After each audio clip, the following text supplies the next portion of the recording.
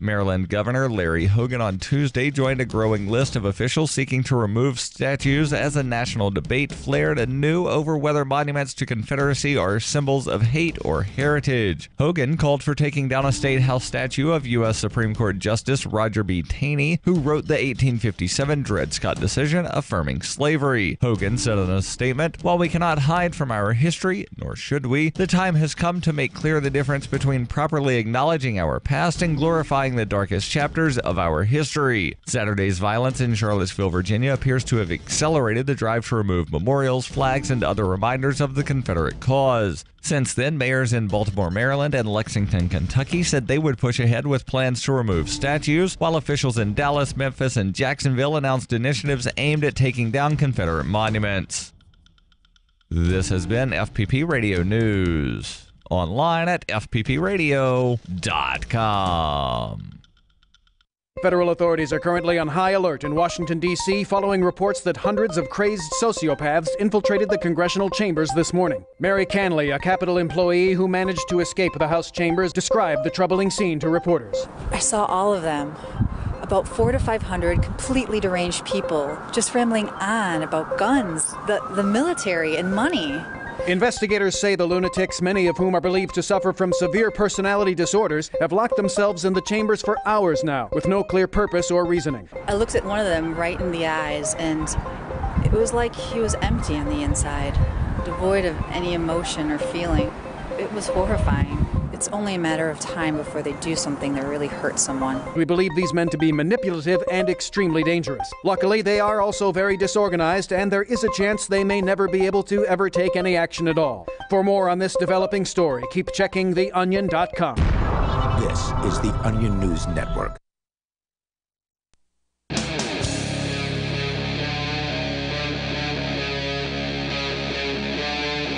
Free Talk Live.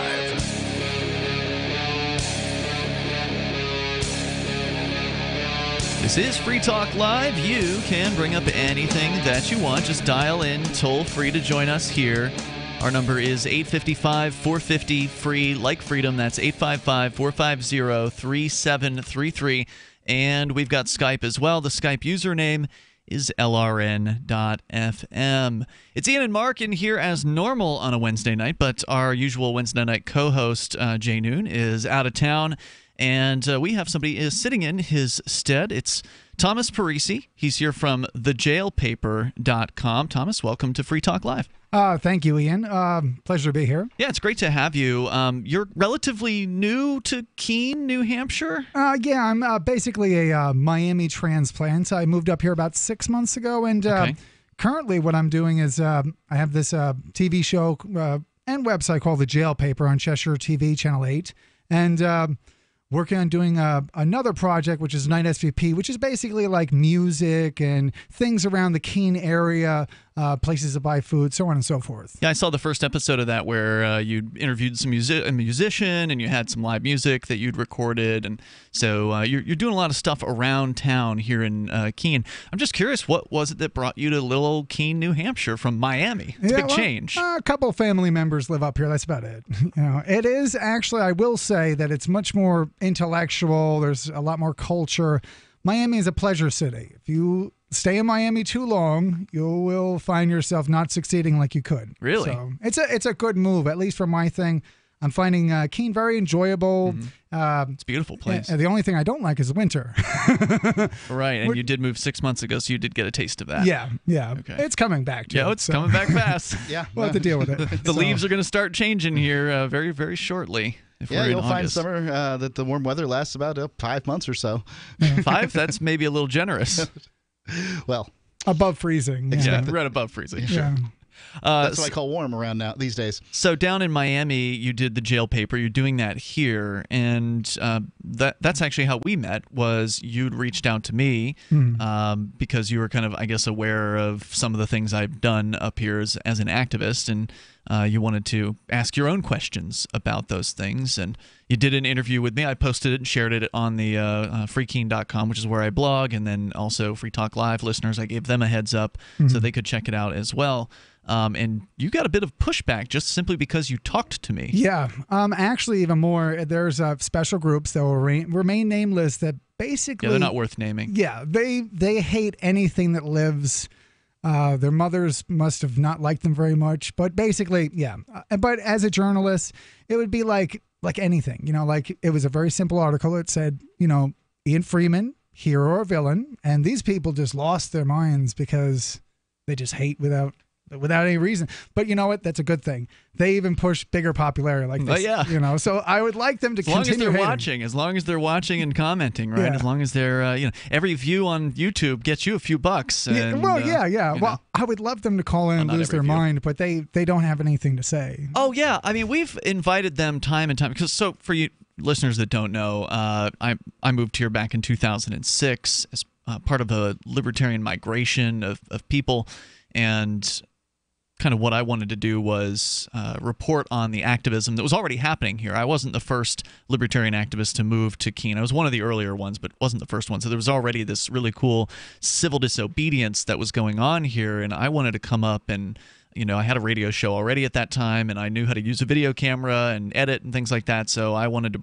to bring my media abilities to better promote what was going on here, because I thought it was really exciting. Libertarians for the longest time have just done politics. They've just run political campaigns every 2 or 4 years, and that's it. They never really have much of an impact in that area. And so when I saw these people doing civil disobedience up here, I thought, wow, that's really exciting. For the libertarian movement, that's unprecedented. It just doesn't happen. But it was happening here, and so I wanted to come up and talk about that. And, of course, I got involved in it, and I got excited by it, and I ended up doing my own civil disobedience. And, we've had this history of disobedience here, and we even made a documentary film about 1 year of it called Derek J's Victimless Crime Spree, which is fun to watch, and anyone can watch it for free online over at victimlesscrimespree.com. But some of these things that we've done have been controversial, right? Like smoking pot in the Central Square in the park downtown, which was a huge thing that happened in 2009. It even went to the point where when they arrested a couple of the people who were so-called in charge of the event, like 50 people from the smokeout marched down to the police station and then smoked out outside of the police station, out behind the police station in like an unauthorized access area. And they didn't do anything about that. Then the next day, they made a couple more arrests because we were out there every day smoking cannabis in Central Square. They made a couple more arrests the next day, and then another group went back down to the police station, this time went into the police station and proceeded to smoke marijuana in the lobby of the police station. And it was just an incredible, epic level of civil disobedience, and no one was arrested. So they were literally passing around a joint or two inside the police station lobby, and the cops didn't do anything about it. So there's just some examples. As you could understand, that's going to cause controversy. There are going to be the people who say, well, that's terrible. The middle school was right there at the time, and that's bad influence on the children. And there was all kinds of opinions about this. But one thing's for sure: the town was talking about cannabis and decriminalization and legalization. That's what we wanted to push. But for a long time, we've had these haters, and they've had different names over the years, and there have been different people involved. Like over the last decade, there have been at least 4 different iterations of hate groups, some more or less anonymous than the other. But that's just sort of part and parcel of what you get when you put yourself out there, when you do activism. And you've had an activist past as well. Yeah, well, I mean, mainly so far as my one, it was with the Occupy. This is like 2000. In Miami. Also in other parts like Tampa. One thing that we did, like our civil disobedience, I mean, we had at our camp 126 participants for at least 80 days. I was the permit holder, so I was semi-responsible with a type of a presidium. But what we would do is we would definitely smoke cannabis. We were protesting the big banks, foreclosures, things of that nature. So what we did is there was a Bank of America across the street, and every morning we would go and brush our teeth right in front of there, 20 deep in a line, right in front of these windows where everybody can see us, and then spit on the sidewalk. And then eventually the cops started coming there, so we spit in buckets, and then eventually they actually trespassed us from the sidewalk, which was public. If you come back here, you're all getting arrested. But our type of things that I've done activism, ranging from like anti-Castro things, for political prisoners' freedom. You've got a Cuban family, is that right? Yeah, Cuban ex-wife. So now I've been indoctrinated into the whole little Cuban culture. I speak Spanglish, okay, for a better sense of the word. But no, I'm just very in tune with the whole Cuban culture, and it's one of the things of Miami. Miami is basically little Havana. Right. But long and short is that that's one of the things that intrigued me about Keene, New Hampshire, is that I saw like videos that you were doing and other of the constituents here that are politically active, right, wrong, or indifferent. I was impressed that it was actually going on.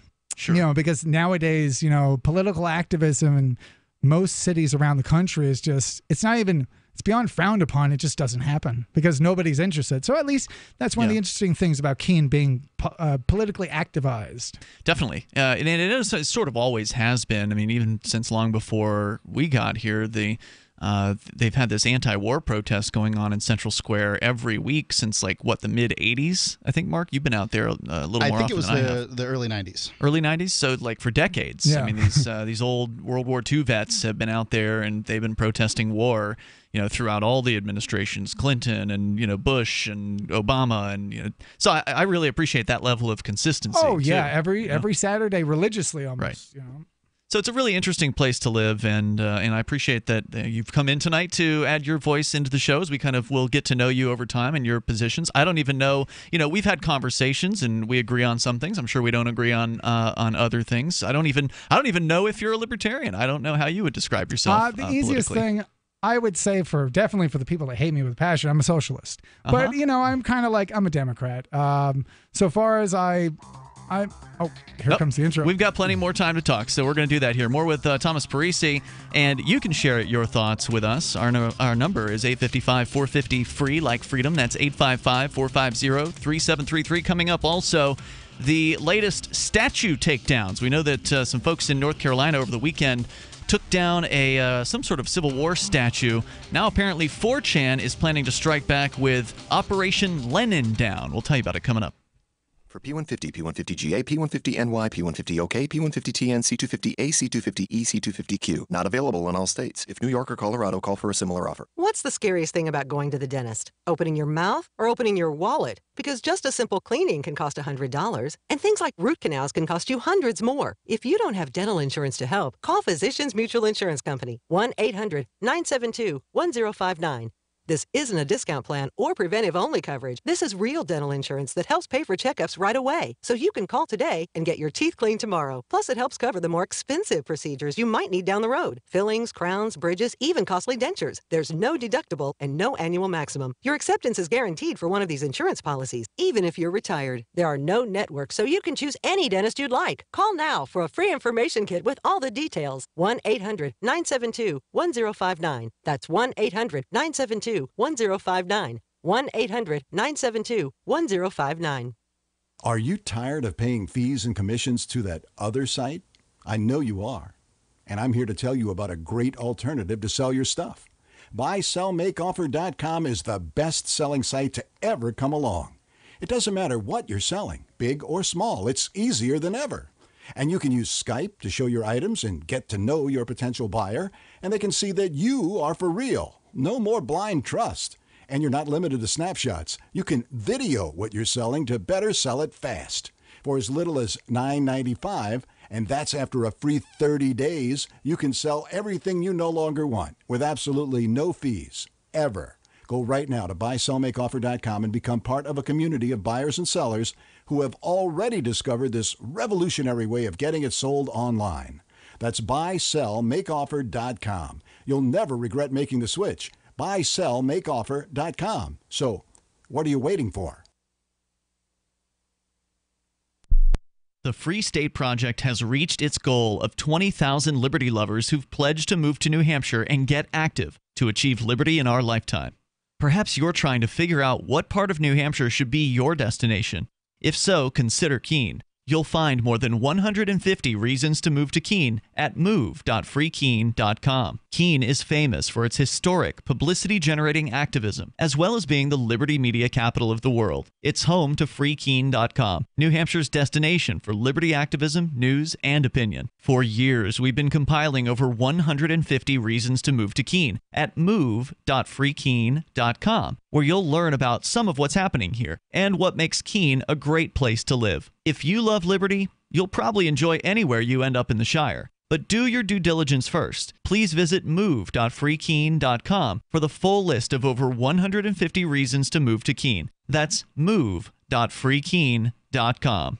DVD, books, music, instruments, periodicals, computers, software, electronics, photo, cell phones, office products, home and garden, bed and bath, furniture, kitchen, pet supplies, automotive, hardware, apparel, shoes, jewelry, grocery, healthcare, sports and outdoors, toys, games, used, and more. It's a department store at your fingertips. Shop.freetalklive.com. Get all your shopping done, get a great deal, and a portion of your purchase goes to benefit Free Talk Live when you enter Amazon via shop.freetalklive.com. This Your Family Today tip is brought to you by Ovaltine. Give your kids the nutrition they need to be their best. Visit us at ovaltineusa.com.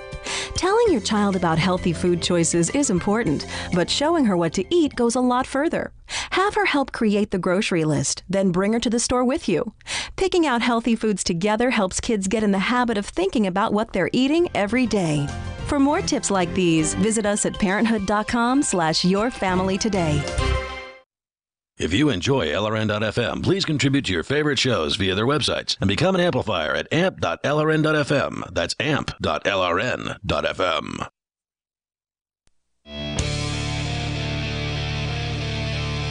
This is Free Talk Live. You can dial in toll-free here and take control of the airwaves. Bring up anything that you want. Our number is 855-450-FREE, like freedom. That's 855-450-3733. We do have Skype, so feel free to Skype on in here at Skype username LRN.FM. Of course, you can bring up anything you want to discuss. And, of course, we've talked a lot about Bitcoin.com. You go to Bitcoin.com, you learn about Bitcoin, the basics of what this amazing decentralized cryptocurrency is and how you get some of it. One of the ways you can get Bitcoin is by becoming a Bitcoin miner, but it can be a complicated, confusing, technical process, and if you don't have the technical chops, well, that's okay. The folks over at pool.bitcoin.com can help you with that. You can actually make Bitcoin, mine Bitcoin into existence without having to deal with the equipment upgrades, the constant maintenance, whatever hassles or breakdowns might happen. They've got the pros in their, server room that handle this stuff, and all you have to do is put an investment in, and you can use their calculator, so you can actually do sort of as little or as much as you want. There's a wide range, whatever you're comfortable with for the length of time that you prefer, and there's a calculator that'll help show you what you could possibly get in returns from pool.bitcoin.com. Once again, that's pool.bitcoin.com. Go there, get started. It's Ian, Thomas, and Mark. We're in the studio here tonight. Let's go to your phone calls and thoughts. Let's go to John in Buffalo, New York. Then coming up, we'll talk about what's going on with the continued conflict between the Antifa and the racist white nationalist folks. Christopher Cantwell has been in the news, has been blowing up over the weekend, and we got comments on all that stuff. But John, you're on the air on Free Talk Live. Go ahead. Yeah, it's funny you bring up Cantwell. That's part of the reason I'm calling. Okay. I've kind of followed closely some of the entryists. I'm going to call the people who come in and call themselves libertarians, but are really, either fascists or just clearly a statist because of the policies that they support.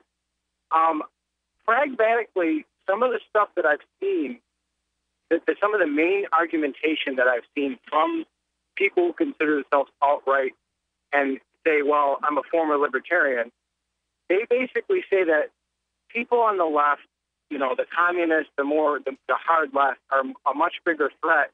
And, yeah, we need freedom, but we need to take care of them first. So even if that means supporting a state, there's people who go as far as seriously thinking that Pinochet in Chile and supporting his ideas was, well, yeah, he wasn't a great guy, but it would have been worse if he didn't kill these communists and people on the left. My main pragmatic argument, I think, against this idea of, we have to take care of the left.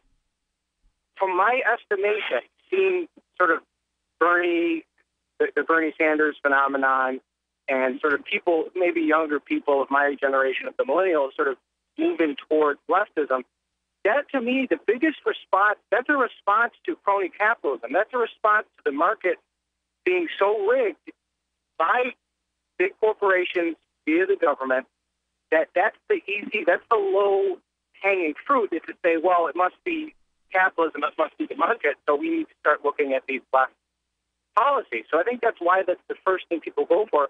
The easiest way to combat that is not to go out in the street, not to go say, oh, these Antifa people, these communists, we got to go fight them. It's to fight crony capitalism, make it a freer market. If the average person has upward social mobility, they're going to look at somebody on the street waving a communist flag and laugh at them. It's not even going to be a consideration. But I think a lot of the Bernie people, they're frustrated with how corrupt and upward social mobility being sort of a problem. But instead of it being an issue with capitalism, it's an issue with corruption. I think that's the main route that people who are any libertarian-minded or right-minded or whatever, if you can make it a better, more free market. So you're saying that the people like these alt-righters, that they should just focus on trying to change the government rather than fight the Antifa people over statues? Is that what you're saying? I'm a little confused. I mean, what a lot of them will say is that the way our current system works is, not perfect, but it's much better than a socialist regime. And I genuinely agree with that. We have a long way to go, but obviously it's better than a place like Venezuela. And they have to fight these people to stop it from becoming Venezuela. And my whole point is, if you take sort of an average sort of like Republican or somebody who's just kind of conservative, in my opinion, the people I've talked to who consider themselves conservative, at least on economics, it's because they kind of have something built up. They worked and they built stuff up for themselves. So they're not. The last thing in their mind is some sort of socialist revolution because they're doing okay. So if you could get more, if you could make the system less corrupt, if you could make crony capitalism and focus all your efforts on, making it so that people can make a living for themselves and make the bootstrap thing a reality, then they won't even, it's not even going to be consideration. There's always going to be a fringe element, but more people will just kind of laugh at the idea that we need this giant socialist system because they're like, I'm able to work and I can do okay. But the more it's not the left, it's these big corporations and the government itself being corrupt. Right. And so I mean that's not something that's going to turn around overnight. I mean, if you want to try to change the system that dramatically to eliminate corruption, I mean, in order to eliminate corruption, you have to eliminate power. As long as there's power, and it doesn't matter whether it's conservatives or liberals or libertarians, anybody who gets power in their hands is likely to become corrupt. And we've even seen this with some of the libertarians who've been elected here in New Hampshire, where they have been disappointing on some of the issues, to some of the more purist viewpoints. So it's that power that's really the problem. But of course, in order to eliminate the power, generally the typical way of doing that is to go and seize the power and then try to eliminate the system from inside itself. And then, of course, the power corrupts, and you get this sort of unending process. So there's no real easy method here. I think that in New Hampshire, we've had a kind of a successful approach, at least somewhat successful, where libertarians from all around the world, and not just the U.S., but around the world, have moved here and are moving here as part of the New Hampshire freedom migration. And John, thanks for the call tonight with your thoughts. I appreciate it. The libertarians that have moved here, there have been a couple thousand at least, that have moved in the last decade. More are on their way for this migration. We've seen people getting elected. We've seen government programs being, expansions of government stopped. We've seen some programs sort of rolled back a little bit. We've got decriminalization of cannabis that just went through this year. We've got the Bitcoin protection bill that went through this year. Concealed carry without a permit, that went through this year. So there's been some good political change, but it's slow going. And I understand why people want to go out in the streets. I mean, it feels more tangible. It feels more like you can do something that way, but it's also not particularly effective. So I kind of understand where the caller's coming from, but ultimately, no amount of begging the government to be less corrupt is going to work. I can't imagine that it is. I mean, that's really what it comes down to is that what we have going on in Charlottesville was two fringe groups under despicable banners. Two violent fringe groups. Violent fringe groups that, mostly everybody's sort of horrified by. I think that the guy who did the murdering with the car, he clearly, He flipped the narrative and gave the momentum to the other side. There's more coming up here. Your thoughts welcome. 855-450 free. And of course, violence is not the answer. If you plant those seeds, that's what you're going to reap. It's Free Talk Live. Welcome aboard. Your new science fiction adventure is ready to launch. Discover an amazing journey at GalaxyQuestBooks.com. Start a new sci-fi adventure with the Guardian series, a classic sci-fi mystery that starts 500 years in the future. From author D. Arthur Gussner. Series available from Barnes & Noble or Amazon as paperback or ebooks. GalaxyQuestBooks.com, where the adventure begins. Is that Ellen painting her garage? Yesterday she was trimming her hedges. What's her secret? I heard she was eating this new super berry called the aronia berry. Aronia what? Aronia berries from superberries.com. They're known for having one of the highest levels of antioxidants that helps with overall wellness. Where can we get them? Go to superberries.com/radio. And right now we get a free smoothie recipe book with our order. Plus we can save $4 at checkout. I can't wait. I've got lots of projects I need to get done. Yes, you do. Choose health. Eat purple. Superberries.com. This is Michael Dean from the Freedom Fiends. I've run websites since 1996 and have used over a dozen web hosts in that time. AgristHosting.com is the only one that hasn't broken my heart. Agrist Hosting's uptime and service is stellar, and their DDoS mitigation is the best I've seen. That's important because if you tell the truth in this world, you'll ruffle feathers. And some people will try dirty tricks to silence your voice. No matter what the haters hit us with, Agrist Hosting keeps our websites online. If you have a mission-critical commercial presence or a world-changing activism site, you cannot tolerate any skullduggery. So go with agristhosting.com. Have a WordPress or blog site, but you're not satisfied with performance or uptime? Or just want raw hosting? Want to pay with Bitcoin? Agrist Hosting specializes in high-performance hosting with personalized service. Go to agristhosting.com and click on the button that says Get Hosted. That's agristhosting.com.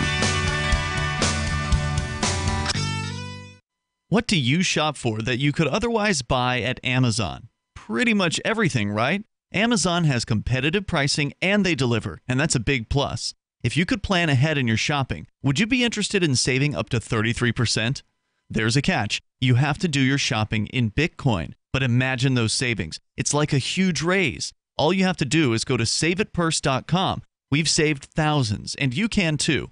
Plan ahead and save. SaveItPurse.com. The three most important things you can do for Free Talk Live are: 1, share one episode a week on Facebook or in some other social networking site. 2, buy the things you buy online through shop.freetalklive.com. 3, give $5 a month to the AMP program. It's my firm belief that Free Talk Live's AMP program is the best use of your charitable dollar among liberty-oriented organizations. Support all the organizations you love, but make sure you give $5 a month to AMP at amp.freetalklive.com. Is spreading the message of liberty, cryptocurrency, and peace around the globe worth $2 per month to you? As you may already know, in addition to our internet feed, LRN.FM broadcasts on free-to-air satellite across North and Central America, as well as Sub-Saharan Africa. And we've been available on satellite for free 24/7 since 2010. The LRN.FM free-to-air satellite signal is reaching some of the most oppressive regimes in the world, and there's no doubt our ideas are making an impact. You can learn more about the channel's impact by watching the 3-minute video at fund.lrn.fm. If you'd like to help free minds globally with our ideas of liberty, cryptocurrency, and peace, you can donate as little as $2 per month via fund.lrn.fm. You can help us continue and expand our satellite broadcast to multiple continents. Visit fund.lrn.fm today, and thank you for your help. Don't forget to share the link on social media. That's fund.lrn.fm. You can put the Liberty Radio Network on the air in your area. Visit broadcast.lrn.fm to learn how. Broadcast.lrn.fm.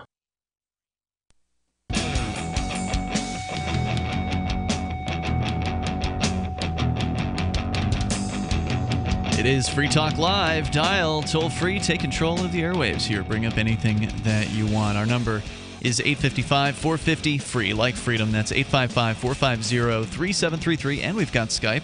So Skype on in here at username LRN.FM on Skype. And you can bring up anything that you want. You know, if you've got Bitcoin or other cryptocurrencies like Ether or Dash, we suggest you check out the official wallet of Free Talk Live because it will hold multiple cryptocurrencies over at jax.io, jaxx.io, your Google or Apple app store. It was created by Anthony DiOrio, who is one of the founders of Ethereum. He made it easy to back up your wallet and recover your funds with Jax. Jax is striving to give you command over your digital life, coins, contracts, currencies, identity, and more.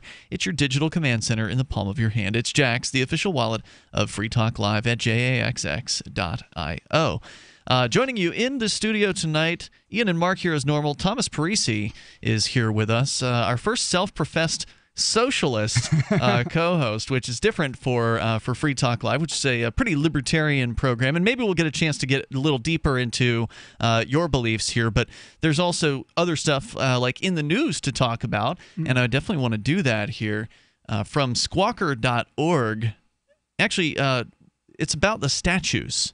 And it was over the weekend, I think it was North Carolina, where was it the Antifa folks who came out and tore down some kind of Civil War statue? Well, I don't know. I mean, I don't know that Antifa is handing out membership cards. Yeah. Right? Like, it's just basically some people who didn't want to see Confederate statues around, and I guess it was on the campus of a college. I don't know. Anyway, somewhere in North Carolina, and that's all I know. Folks were upset about it and pulled it down and destroyed it, right? Yeah, kicked it and it wasn't pulled down like, oh, we could put the statue up later. It was crumpled into a glob essentially and kicked and spat upon and all these things. And there are statues out there in this world that I am not that fond of. I get it.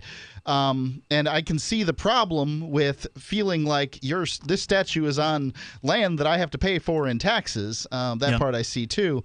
I believe that really, if we're going to, I'm deeply afraid of the sort of 1984 let's rewrite history thing that deeply concerns me. Like all the statues need to be repainted so that the Confederates are all wearing Union uniforms or whatever, like that kind of weird stuff.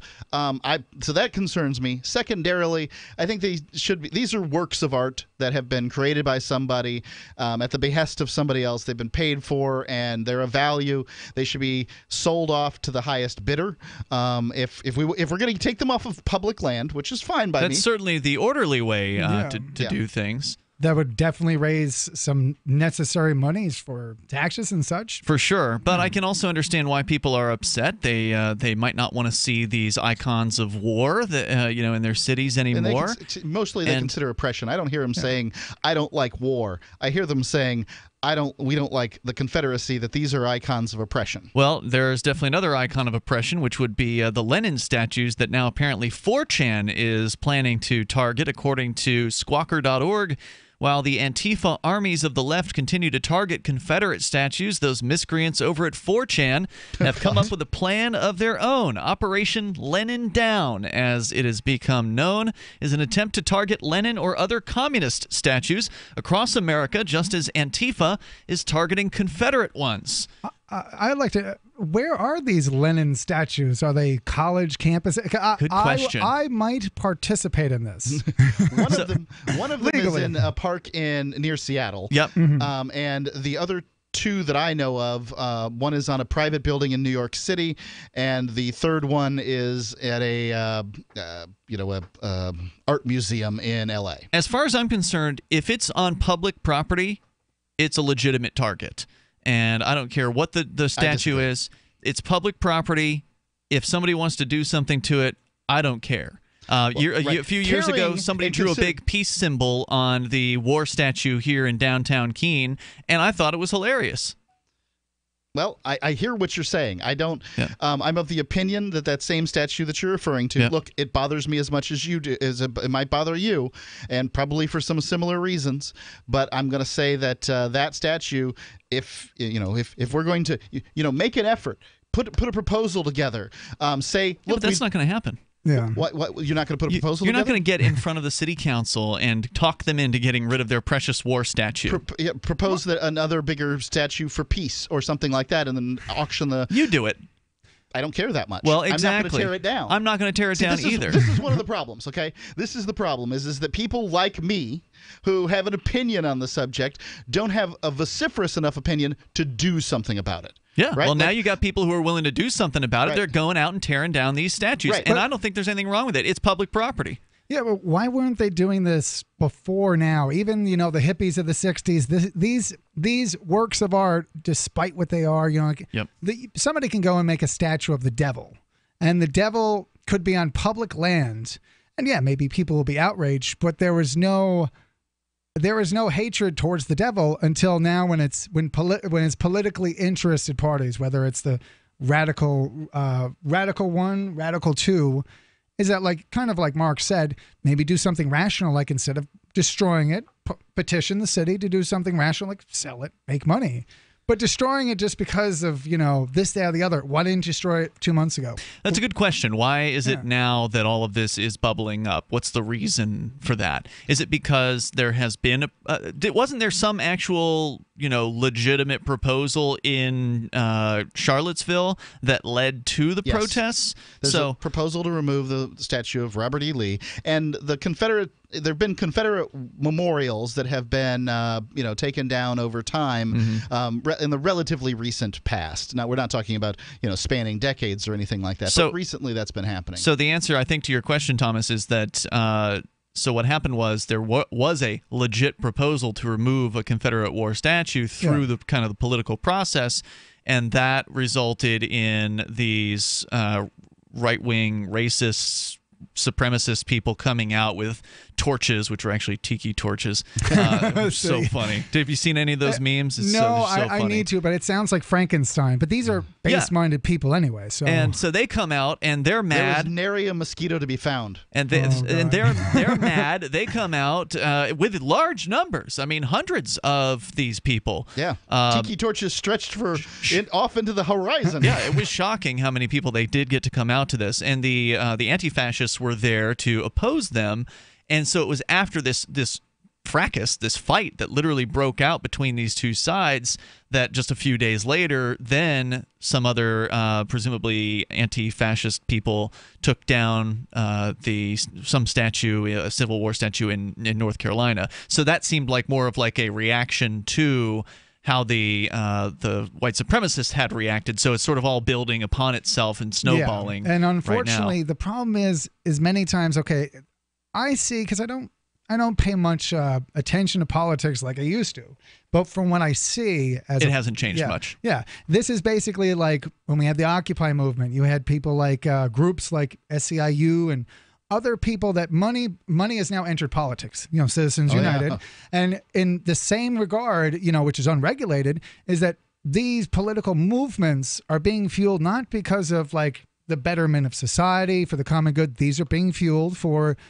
basically terror and destruction and disorder. There's nothing more than that. When you see these riots and these murders, there's no political growth. Now you've actually expanded the problem. You're creating a deeper wound in the American body politic that's not going to heal unless sanity re-enters the equation. Right. Yeah, you're right. As long as the situation continues to escalate between these two sides, and it doesn't seem like it's going to be simmering down anytime soon, then nobody's going to come together. Nobody's going to come to any kind of understanding. And ultimately, maybe people like Christopher Cantwell are right. They should go and have their own place. Please, I think the white supremacists should go to, their some own island, crappy little town or island or whatever, and they can have their little, white supremacy town. Please don't come back. And the commies. We're presuming that they're going to leave New Hampshire. and the commies can have their own, communal lands. I mean, they're not going to work together. Like oil and water. They're not going to. They need Antarctica. It's the last undiscovered country.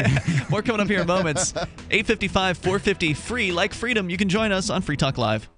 Do you want to help build a better financial system for everyone? Join Dash. Dash is Digital Cash, a digital money platform designed to replace cash and help people manage their own wealth. It's fast and easy. Fees are low and transactions are confirmed instantly. Dash is decentralized, run by users who earn rewards for helping run the network and make governance decisions. Dash is set up to succeed where other platforms have failed. Give it a try. Dash.org. Help people take control over their financial future today. Find out more at Dash.org. This is Ed Lukasevic. And Cindy Lukasevic at Dinovite. This year, whenever you order a 90-day supply of Dinovite for your dog, we'll send you a free sample of one of the other doggy things we make. like Licochaps, Super Mega Fish Oil, or Doggo Suds Shampoo. What's on your dog's wish list? We'll offer a different freebie each week at Dinovite.com. Don't you just love the sound of healthy, happy dogs? Dinovite is nutrition. Dinovite for life. DINOVITE.com.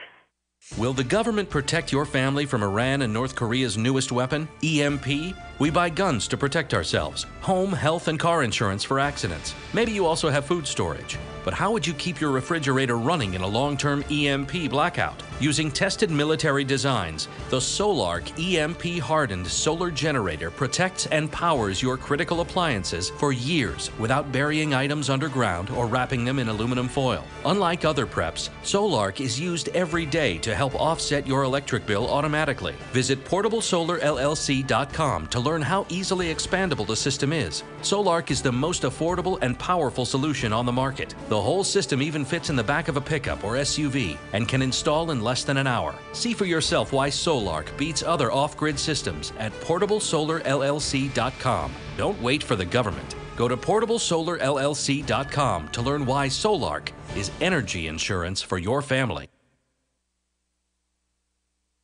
In this week's Onion Tips section, 5 easy ways to adapt your deplorable and parasitic existence for the upcoming Armageddon. Tip 1. Focus on preparing your home for any number of disaster situations, which still probably won't take your mind off of your impending death or the myriad mistakes you made in your short, pitiful life. Tip 2. Make sure your linens are clean prior to the upcoming catastrophe, as these are likely the very same sheets on which you will soon be slowly asphyxiated. Tip 3. Take some time off work and spend your last days free from the bonds of the oppressive machine that was just about the only thing giving you a purpose to your otherwise insignificant days. Tip 4. Spend your final waking minutes before the end of the world with your family, knowing full well you'd rather be doing a number of other gratifying yet completely depraved things. Right, sicko? In other news, a smitten foot fetishist thinks these may be the two. A woman and her gay best friend go on another one of their little adventures, and a dead daughter would have wanted a $220 million liability settlement. This is the Onion News Network. Did you know you can watch Free Talk Live during our live shows 7 days a week from 7 to 10 p.m. Eastern via our studio cams at cam.freetalklive.com? Plus, you can chat with other listeners while you watch, all totally free. Now that our live video stream is hosted by YouTube, our video archives will be online even faster, so be sure to subscribe to our YouTube channel. Listen, watch, and chat all free at cam.freetalklive.com. That's cam.freetalklive.com. Looking for a great real estate investment? Consider New Hampshire, which is ground zero for the Liberty Movement. Your first call should be to Mark Worden from Porcupine Real Estate. He's more than just a real estate agent. He's your New Hampshire concierge. Where are the best places to live? Do you want farm, city, the burbs, or forest? Do you want a duplex or multifamily building so that renters pay your mortgage? There are homes in all price ranges in New Hampshire, and Mark can help with financing too. Invest in Liberty and property. Mark Worden can help. PorcupineRealEstate.com. You can connect with the Liberty Radio Network via our Facebook page at facebook.lrn.fm. That's facebook.lrn.fm.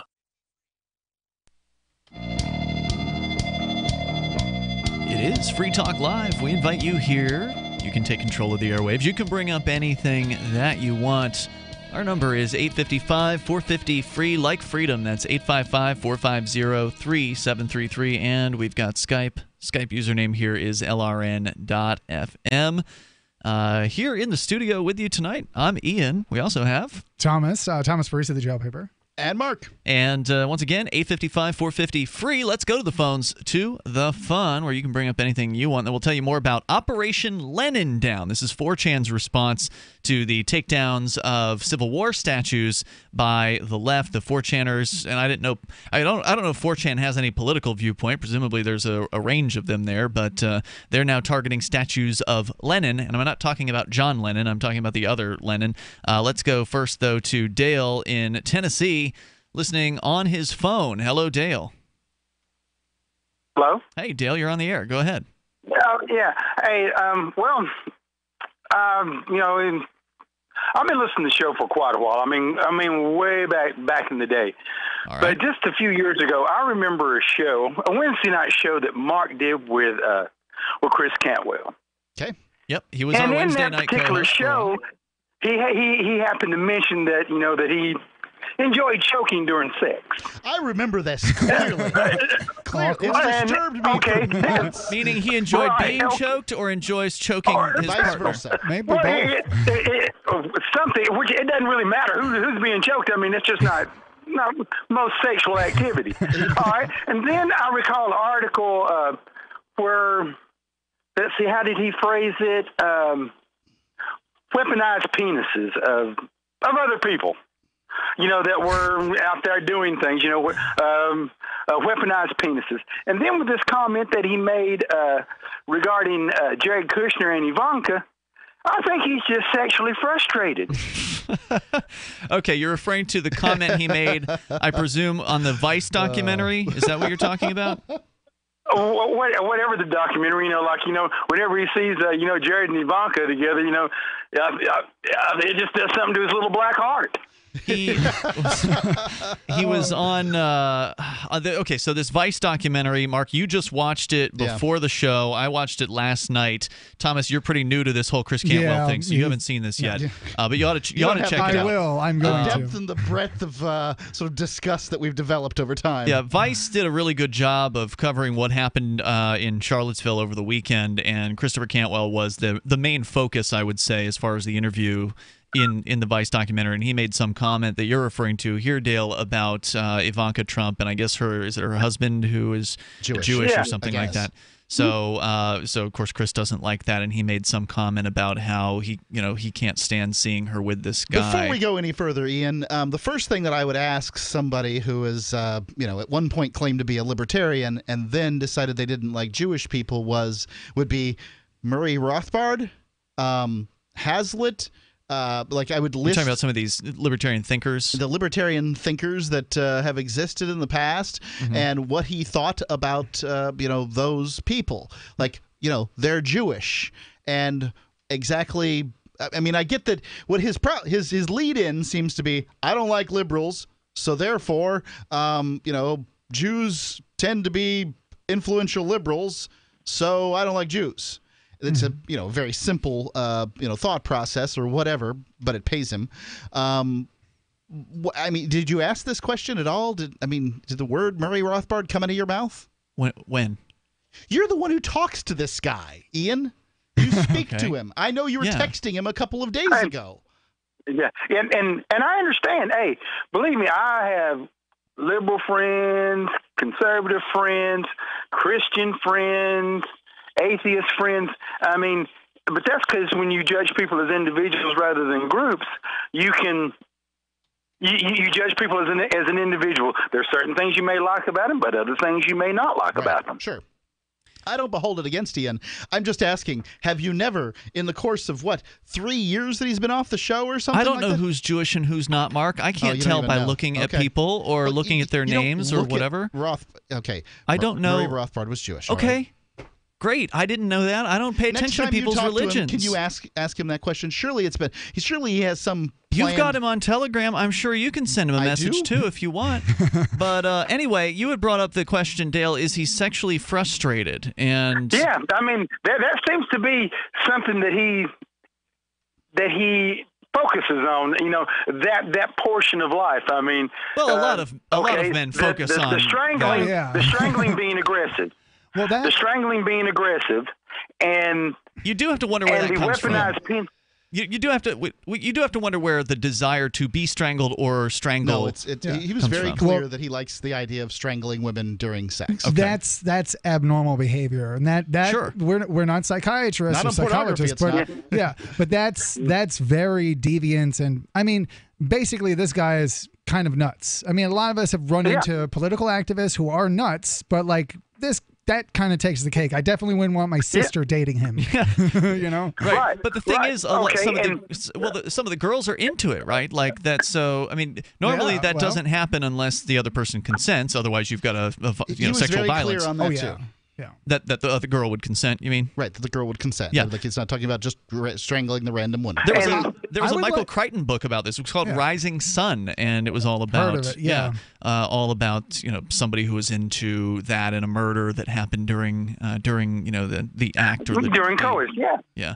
I will say this. But the weaponized penis is his excuse for not liking other people that may not be having to choke women. I don't know what that is, and I don't want to talk Ivanka. anymore about it. Thanks for the call tonight, Dale. I appreciate it. It sounds really ridiculous. But sounds like an accusation of rape. So what I did want to say, though, to the question of Chris Cantwell and sexual frustration is knowing Chris as well as I do, and I'm probably one of the people that knows him as well as somebody can, know him, because, who knows what the real motivations are of Chris Cantwell. And I addressed this in a blog post over at freekeen.com today about this called The Curious Case of Christopher Cantwell.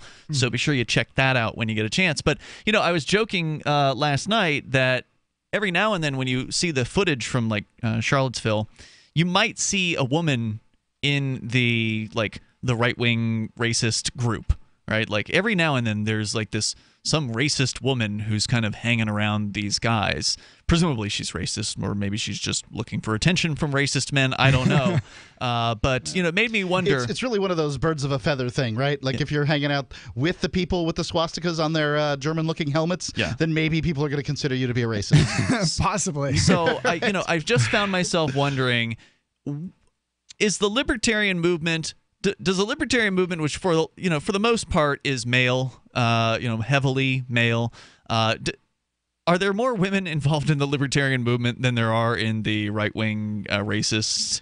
Yeah, I think we can safely say that. I think so. But all that said, Christopher Cantwell does have girlfriends. Like, he does have multiple girlfriends. They're not anything I would write home about personally, but, everybody's got their own preferences. So, believe it or not, there are actually women who throw themselves at Christopher Cantwell. Water seeks its own level, basically. He signals virility. I mean, He signals, you mean he's working out? He's, he's certainly verbose. He's buff. All those things.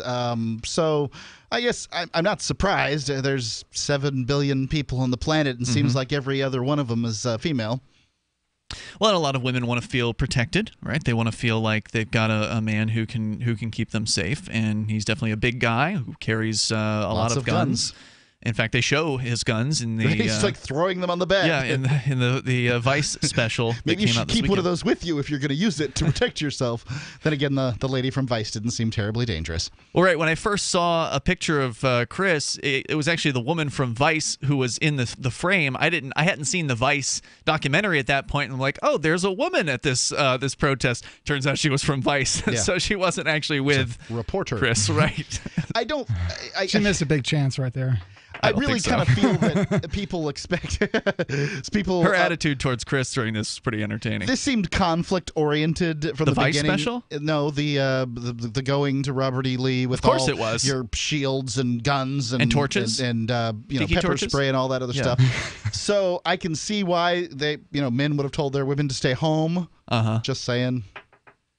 Yeah. Well, I don't know, man. I think that.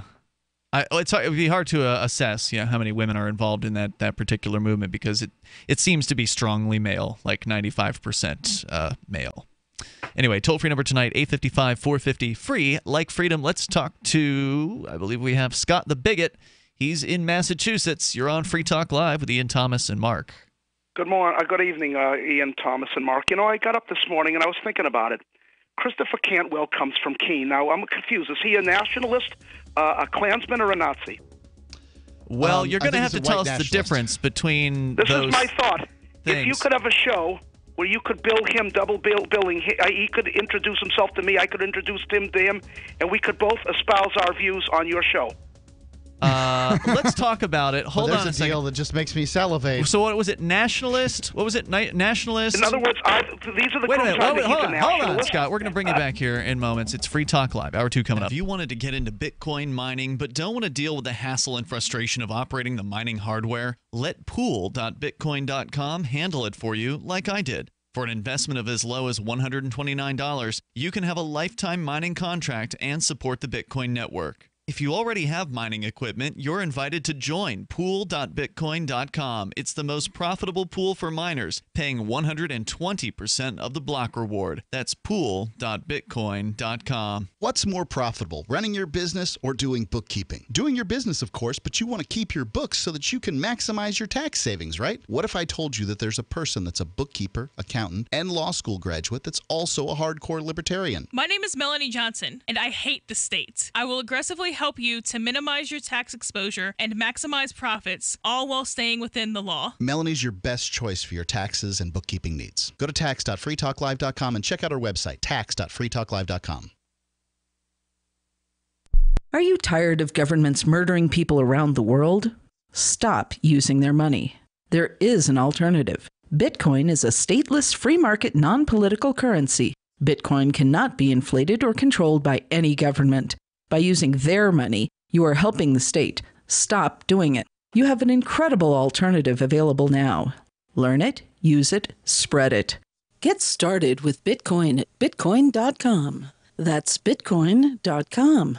For years, LRN.FM has had a listen line that you can call and listen to LRN.FM anytime. Now we're taking the idea to a new level with the LRN.FM audio on-demand line. You can call 641-793-9660 anytime and listen to LRN.FM's live feed, and you can listen to a bunch of our original shows on demand. Long-distance fees may apply. Just dial 641-793-9660 and choose from the menu. 641-793-9660.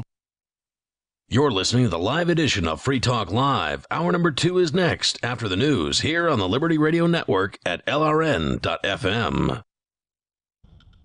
From Keene in the Shire, the Liberty Media capital of the world, this is Daryl W. Perry, host of FPP Radio News for Wednesday, August 16th, 2017. Silver is trading at $16.72 per ounce. Gold is valued at $1,272 per ounce. Bitcoin is trading at 4.3 cents, and the average price of Bitcoin is $4,089. Antiwar.com reports Saudi Arabia's ongoing air war against Yemen continues to escalate as the most recent figures released on the matter show that the number of airstrikes carried out in the first half of 2016 have already exceeded the entire previous year by a fair amount. Indeed, the figures disclosed in a UN report and based on publicly available data on strikes shows that the monthly average for number of airstrikes against Yemeni territory is nearly triple the figures in 2016. Armed clashes on the ground are also more than double as frequent. The UN report does not explicitly assign blame for the airstrikes, though it's not really a secret that they are almost exclusively Saudi Arabian airstrikes. The only country outside the Saudi coalition hitting Yemen at all is the United States, which occasionally uses a drone to blow up a car. It is the soaring number of strikes which is behind what is also believed to be a soaring number of civilian deaths in the war, though exact figures on exactly how many have been killed overall are not available. Between airstrikes, the Saudi naval blockade, and a cholera epidemic made worse by an inability to import medicine, Yemen is in an incredibly dire crisis. For nearly 40 years, Roberts & Roberts Brokerage has been a trusted source for buying and selling precious metals like gold and silver. They also take Bitcoin for precious metal purchases and have permanently removed the minimum purchase amount for all orders paid in the digital currency. Call Roberts & Roberts today for knowledgeable advice on buying and selling precious metals and a forward-thinking approach to new technologies. 800-874-9760 or visit online at rrbi.co. UPI reports accused Mexican drug lord Joaquin El Chapo Guzman has requested that a New York federal court allow him to dismiss his public defender so he can hire a private attorney. The attorney Guzman wants to hire, Jeffrey Lichtman, previously represented the son of organized crime boss John Gotti. The U.S. government has frozen Guzman's known assets, alleging the funds were generated through illicit activity. U.S. District Judge Brian Cogan said Monday he would not pressure prosecutors from intervening in Guzman's attempts to pay for a private lawyer. Guzman was extradited to the United States from Mexico in January to face 17 criminal charges related to his reputed drug empire, including corruption, murder, conspiracy, drug trafficking, and money laundering. Kogan granted Guzman a meeting with one of his family members for Thursday to discuss how to pay for the private lawyer. The judge said Guzman must change attorneys quickly because he will not delay the start of the trial, scheduled for April. Lichtman told NBC News that it would be difficult for Guzman to pay his fee because the accused drug king kingpin is locked down. Lichtman also said, "It's very difficult to be ready for an April trial date when we can't come into the case because he's not even able to meet with the family to arrange our fee. This is still America. The man deserves not only his choice of counsel, but also a fair trial." Cell 411 is a free app for Android and iOS that replaces government-controlled 911. Cell 411 allows you to preset a group of friends or private organization to show up in an emergency. Cell 411 is a nightmare to the state because it proves their so-called services aren't needed. Cell 411. Get it today at getcell411.com. Reuters reports, undeterred by violence over the planned removal of a Confederate statue in Charlottesville, Virginia, state and city leaders across various U.S. southern states said this week they would step up efforts to pull such monuments from public spaces. Maryland Governor Larry Hogan on Tuesday joined a growing list of officials seeking to remove statues as a national debate flared anew over whether monuments to Confederacy are symbols of hate or heritage. Hogan called for taking down a state house statue of U.S. Supreme Court Justice Roger B. Taney, who wrote the 1857 Dred Scott decision affirming slavery. Hogan said in a statement, "While we cannot hide from our history, nor should we, the time has come to make clear the difference between properly acknowledging our past and glorifying the darkest chapters of our history." Saturday's violence in Charlottesville, Virginia appears to have accelerated the drive to remove memorials, flags, and other reminders of the Confederate cause. Since then, mayors in Baltimore, Maryland, and Lexington, Kentucky said they would push ahead with plans to remove statues, while officials in Dallas, Memphis, and Jacksonville announced initiatives aimed at taking down Confederate monuments. This has been FPP Radio News. Online at fppradio.com.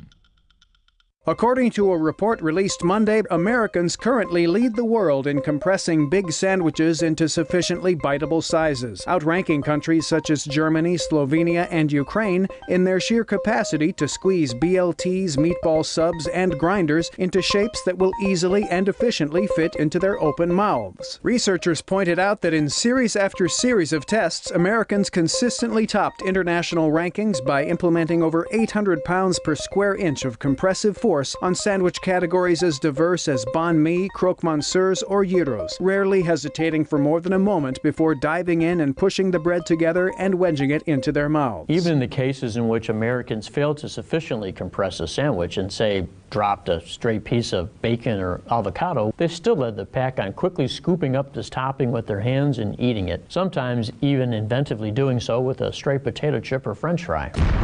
This is the Onion News Network.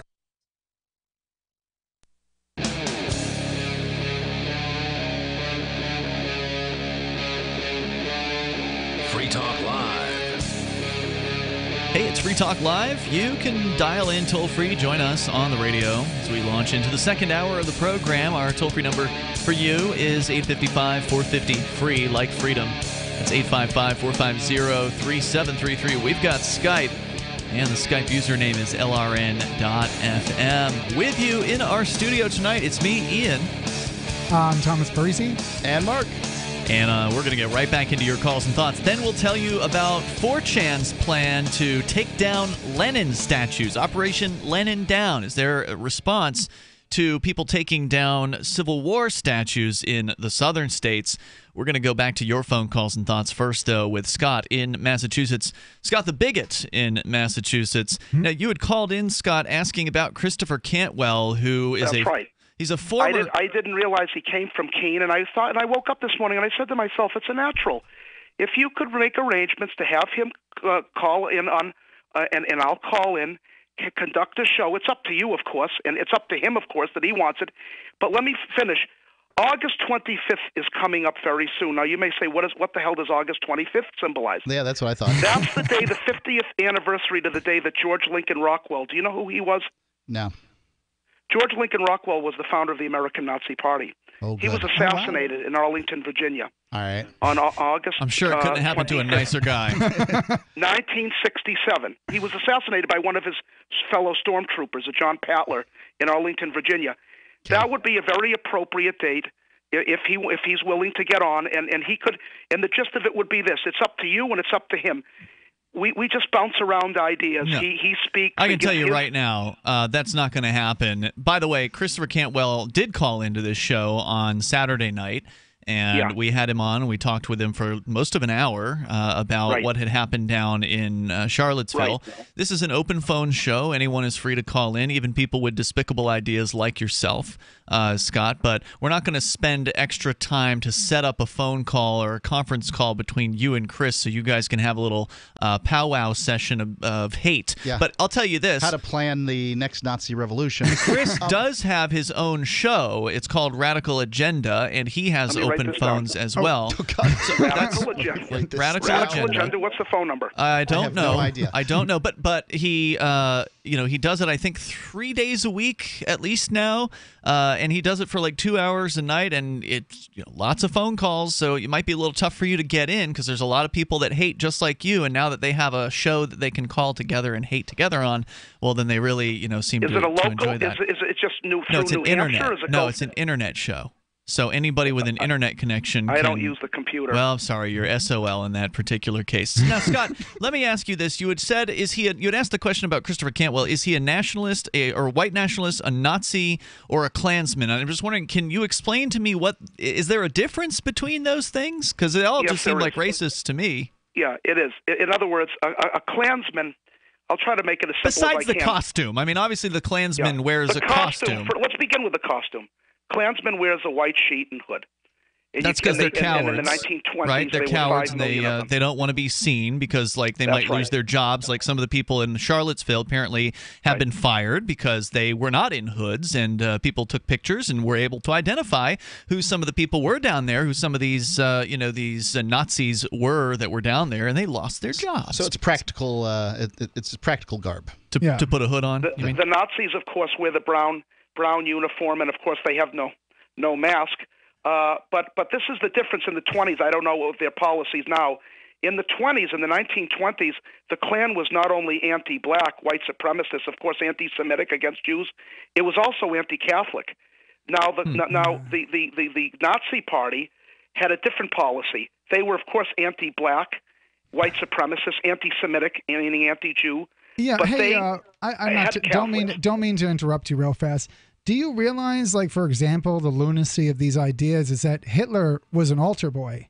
I mean, you guys have some Catholic, very terribly deep-rooted psychological problems, and you're shielding it with political thought. And if my niece was here, she would just basically tell you in her preschool words that you're very silly. And that's about all I have to say. Well, for such a silly idea, it's moved the world. I do see, but you asked me a question. So the Klan was anti-Catholic, whereas you couldn't be a Catholic and get into the Klan.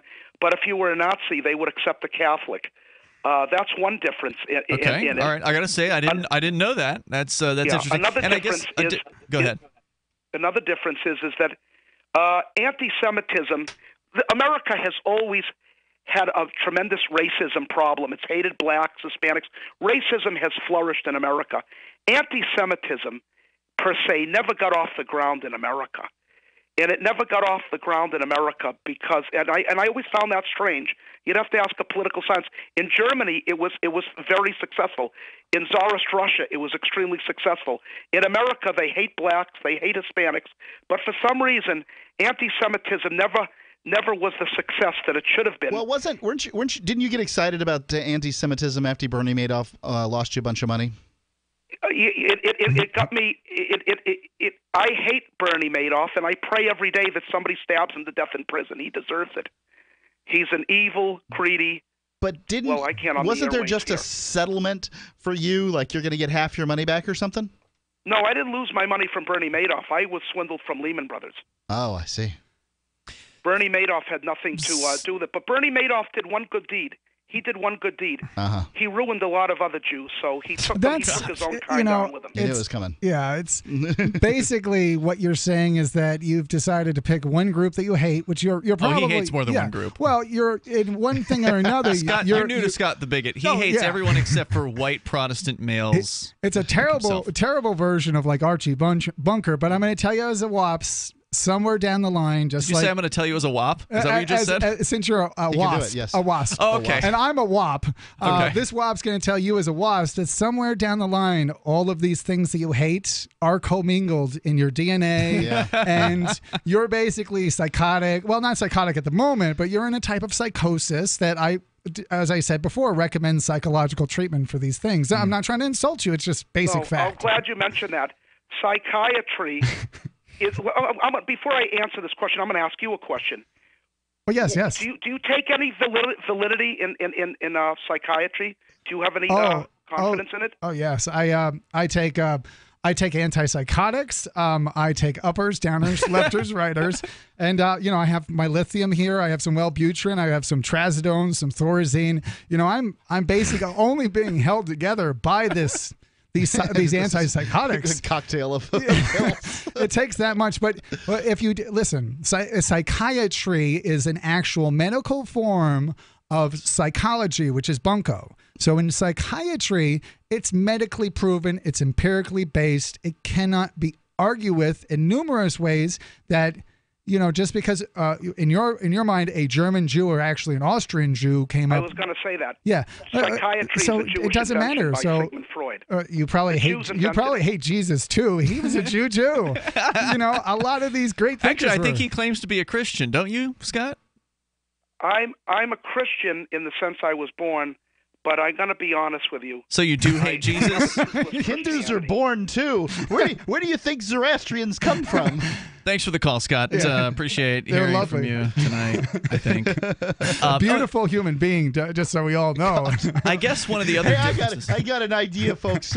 What you should do is turn over your nationally syndicated radio program to me and my bigot friend so we can talk about how to take over the world for white people. Oh, what? God.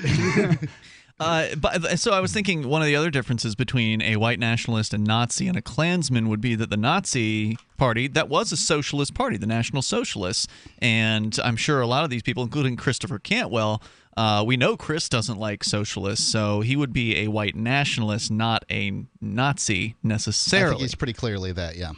So you can take control of the airwaves, bring up whatever's on your mind here at 855-450-FREE, like freedom. And coming up here, we've still got to talk about the Operation Lenin Down, the 4chan plot to take down statues of Lenin. But that would require the 4chaners to actually get out from behind their computer screens. And they've done that. They were chasing Shia LaBeouf all across the globe. That's true. That's true. But they weren't seen chasing Shia LaBeouf. So, they hunted him down, but they did it in sort of secret. It wasn't public who was doing the hunting or whatever. If you're going to take down a statue, you're going to have to go out in public with a big rope or tie down or something like that and do something. So I'm very interested to see if this actually transpires. More coming up here. This is Free Talk Live. Warning. If you've recently declared bankruptcy, you're going to want to cover your ears because there's an alternative to bankruptcy and it could be better than you'd ever think possible. But if you've already declared bankruptcy and have missed this opportunity, you'll want to cover your ears now.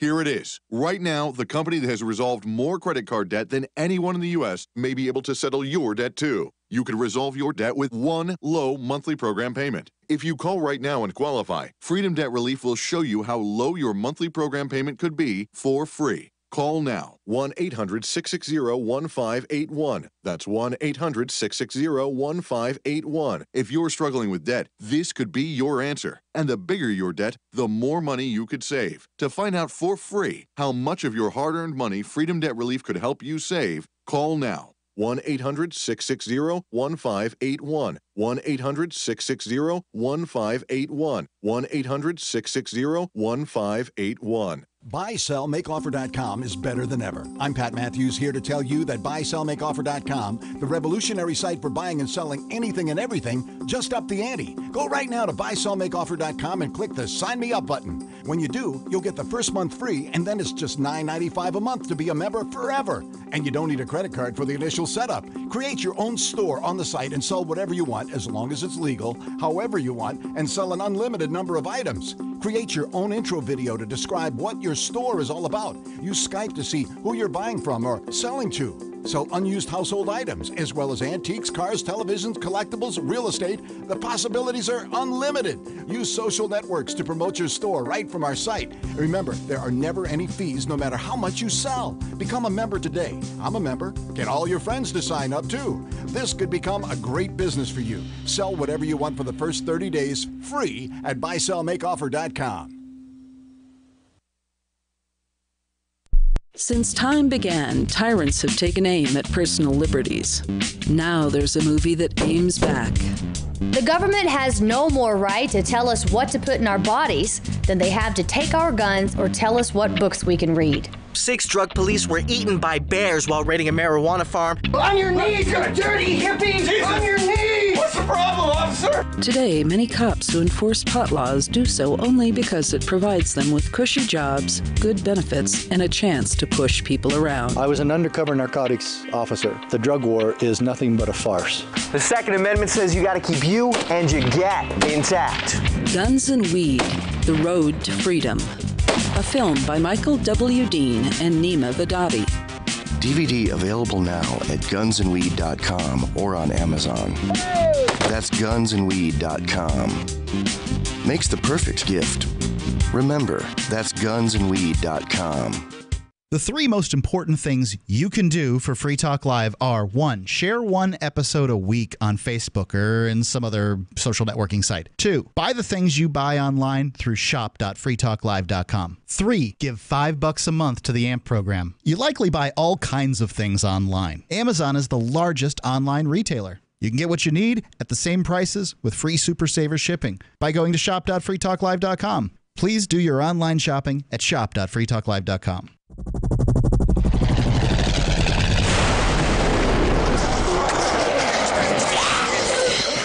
In Survivor Max 2, School Bites, Max must scavenge through a wasteland swarming with the undead. Desperate to find the medicine he needs, he discovers a community of survivors at his former school. Has he finally found the safe haven he's been looking for, or will he discover that school bites?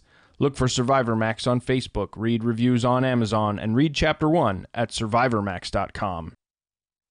While our satellite channel is free to listen to, it's not free for us. You can help us cover our satellite costs with the chip-in on the right side of the page at lrn.fm.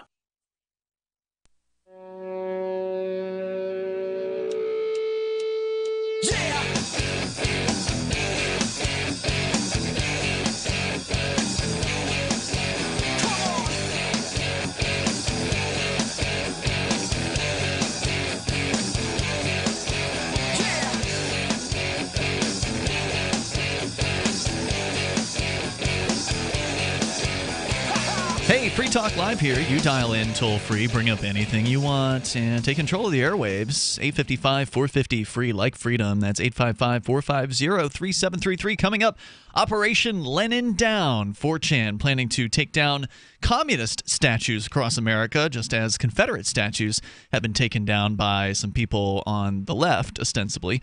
But we'll get into that here when we get a chance. Ian, Thomas, and Mark in the studio here tonight. We're going to go back to your phone calls and thoughts, but I also do want to let you know about Dash. If you want to help build a better financial system for everyone, you should join Dash. Dash is digital cash. It's a digital money platform designed to replace cash and help people manage their own wealth. It's fast, private, and easy. Fees are low, and transactions are fast and can even be confirmed instantly. You can pay anyone, anywhere in the world, anytime, for just pennies on the dollar. Dash is decentralized and run by users who earn rewards for helping run the network and make governance decisions. Anyone can invest in Dash and earn rewards for helping run the Dash network. So join Dash and help create a better financial system for everyone. Take back control over your financial future today and find out more at Dash.org. There's a lot of momentum behind Dash right now.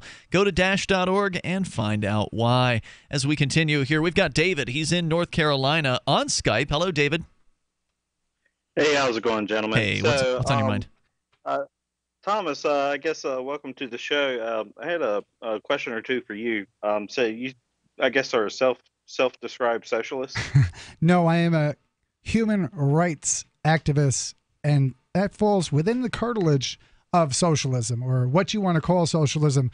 But well, I don't know if I agree with that, because I like human rights, and I'm not a socialist. Yeah. I'm a libertarian or a voluntarist. I believe that all human interaction should be consensual.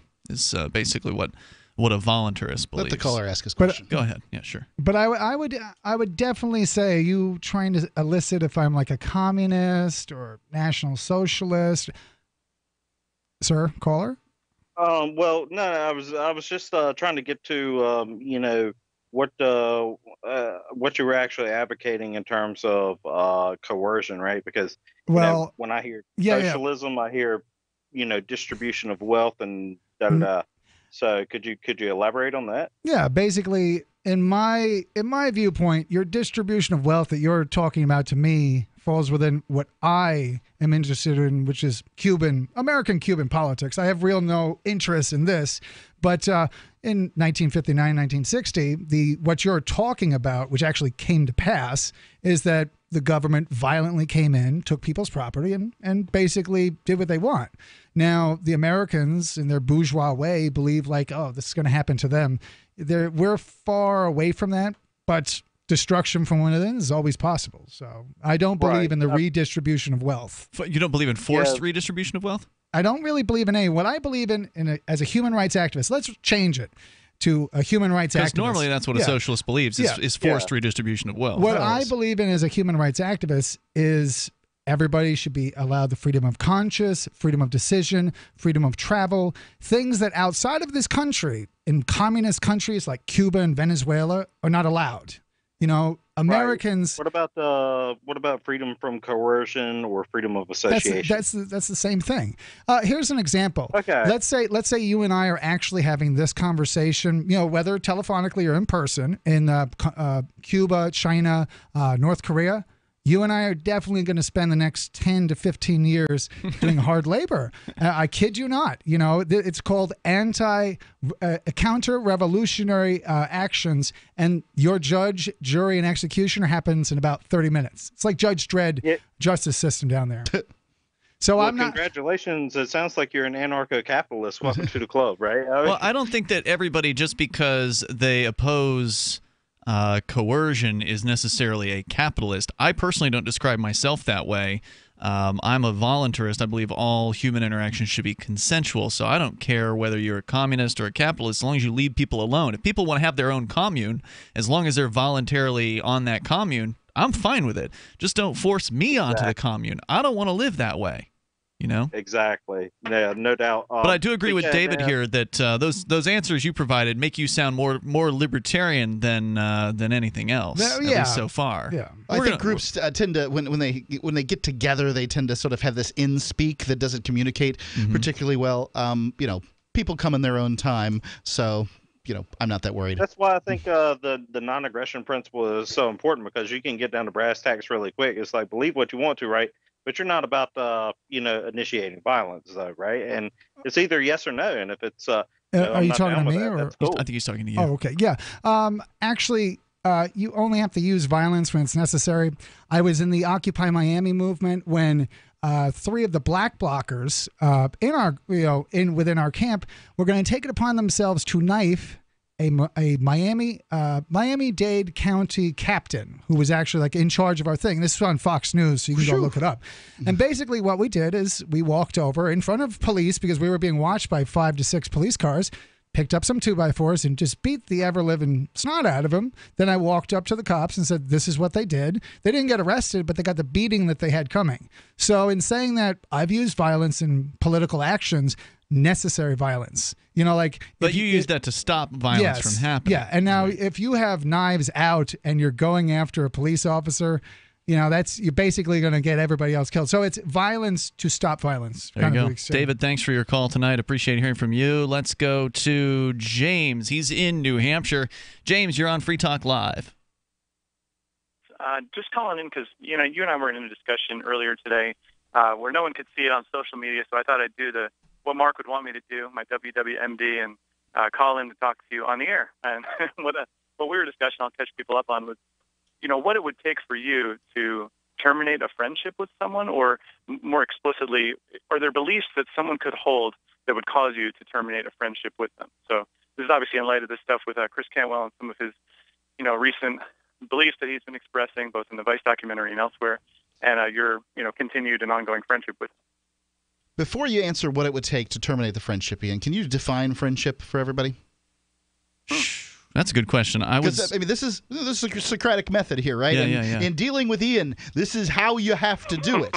you gotta start with a foundation. What is friendship, Ian?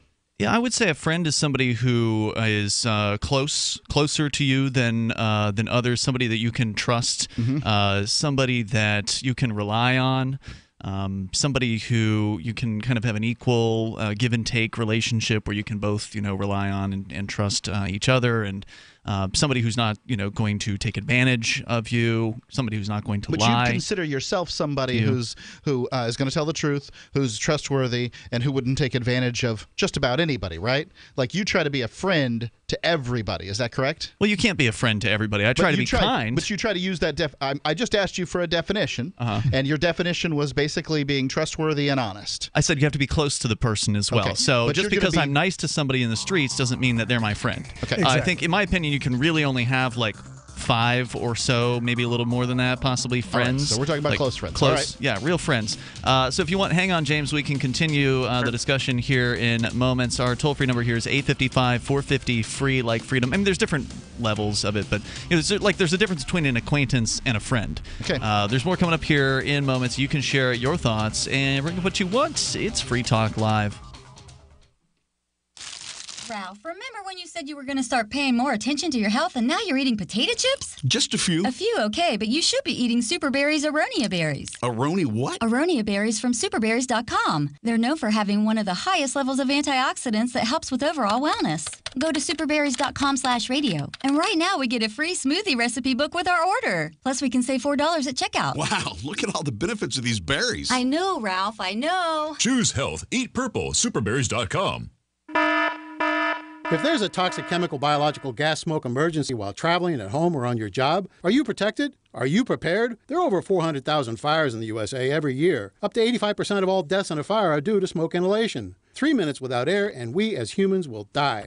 Be prepared and escape safely with our Safe Escape Smoke Hoods, giving you up to 60 minutes of breathable air protection. Order yours online at ase-safety.com. That's ase-safety.com. And get up to 40% off plus free shipping. A congressman recently revealed that legislation totaling 2,900 pages and involving more than $1 trillion was available to members of Congress for less than 48 hours to study and consider. That's over 60 pages of legislation per hour. Do you think anyone read the entire bill? I'm Jim Babka with DownsizeDC.org. Consider a proposal buried in a 3,200-page, $388 billion bill, which would have empowered committee chairmen or their agents to examine Americans' tax returns. When this horrible provision came to light, no one claimed to know how it got into the bill. One congressman questioned said, "I didn't write it, I didn't approve it, I wasn't even consulted." If your attorney represented you this way, he might be disbarred. But this is how Congress represents you every day. That's why DownsizeDC.org has created the Read the Bills Act. You can force Congress to read their bills before they pass them at DownsizeDC.org. I love My Magic Mud. I drink a lot of coffee. I had stains on my teeth. Then I found My Magic Mud, and I was told it would remove stains. So I paid attention when I brushed the first time. My Magic Mud is black tooth powder, and the difference it made in my teeth in one application was noticeable. With 4, my teeth were as white as you normal folks out there. Please go to mymagicmud.com and buy a jar. There's 150 applications for $25. You can use Bitcoin, mymagicmud.com. If you want to know the latest about Free Talk Live before we go on the air, all you need to decide is how you want it delivered. It's your choice. Visit news.freetalklive.com. You can get emailed announcements and participate in contests via our email updates list. Plus, we have a Twitter account that you can follow and a Facebook page where you can become a fan. So visit news.freetalklive.com to get news about Free Talk Live as soon as it's announced and the way you want it delivered at news.freetalklive.com. That's news.freetalklive.com. Why did you move to the Shire? I moved here to the Shire because there's other people around who take liberty just as seriously as I do. I moved to the Shire because I saw videos of people challenging authority and thought that I could get support myself. It called to me, like, do this right now. I wanted to be around people like me who got it. And once I got here, I knew there was nowhere else that I wanted to be. I've always wanted to change the world. So I moved to the Shire to join people who were actually working towards doing the same thing. The people here are awesome, loving, and positive. It was for the adventure and for the feeling of something important is happening here. And I just wanted to come to sort of be part of that. Visit ShireSociety.com to read and sign the Shire Society Declaration and learn the reasons why, if you love liberty, you should immigrate to the Shire. Plus, add yourself to the Shire map at ShireSociety.com. That's ShireSociety.com. Help get LRN.FM into more ears. Visit promote.lrn.fm for a free bumper sticker, flyers, banners, graphics, and more. Promote.lrn.fm.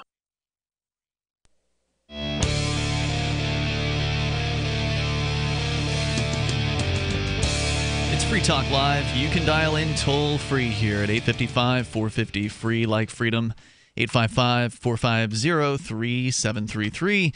It's Ian Thomas and Mark in the studio here tonight. Mark, tell me about the Bullet Blocker. Bullet Blocker is a website that sells clothing, jackets, coats, backpacks, briefcases that are all bulletproof. The products are attractive, well made right here in the U.S., and you've got to have a nice jacket, so you might as well have one that stops bullets too. You get something for the whole family. This isn't the kind of thing that you get a second chance at.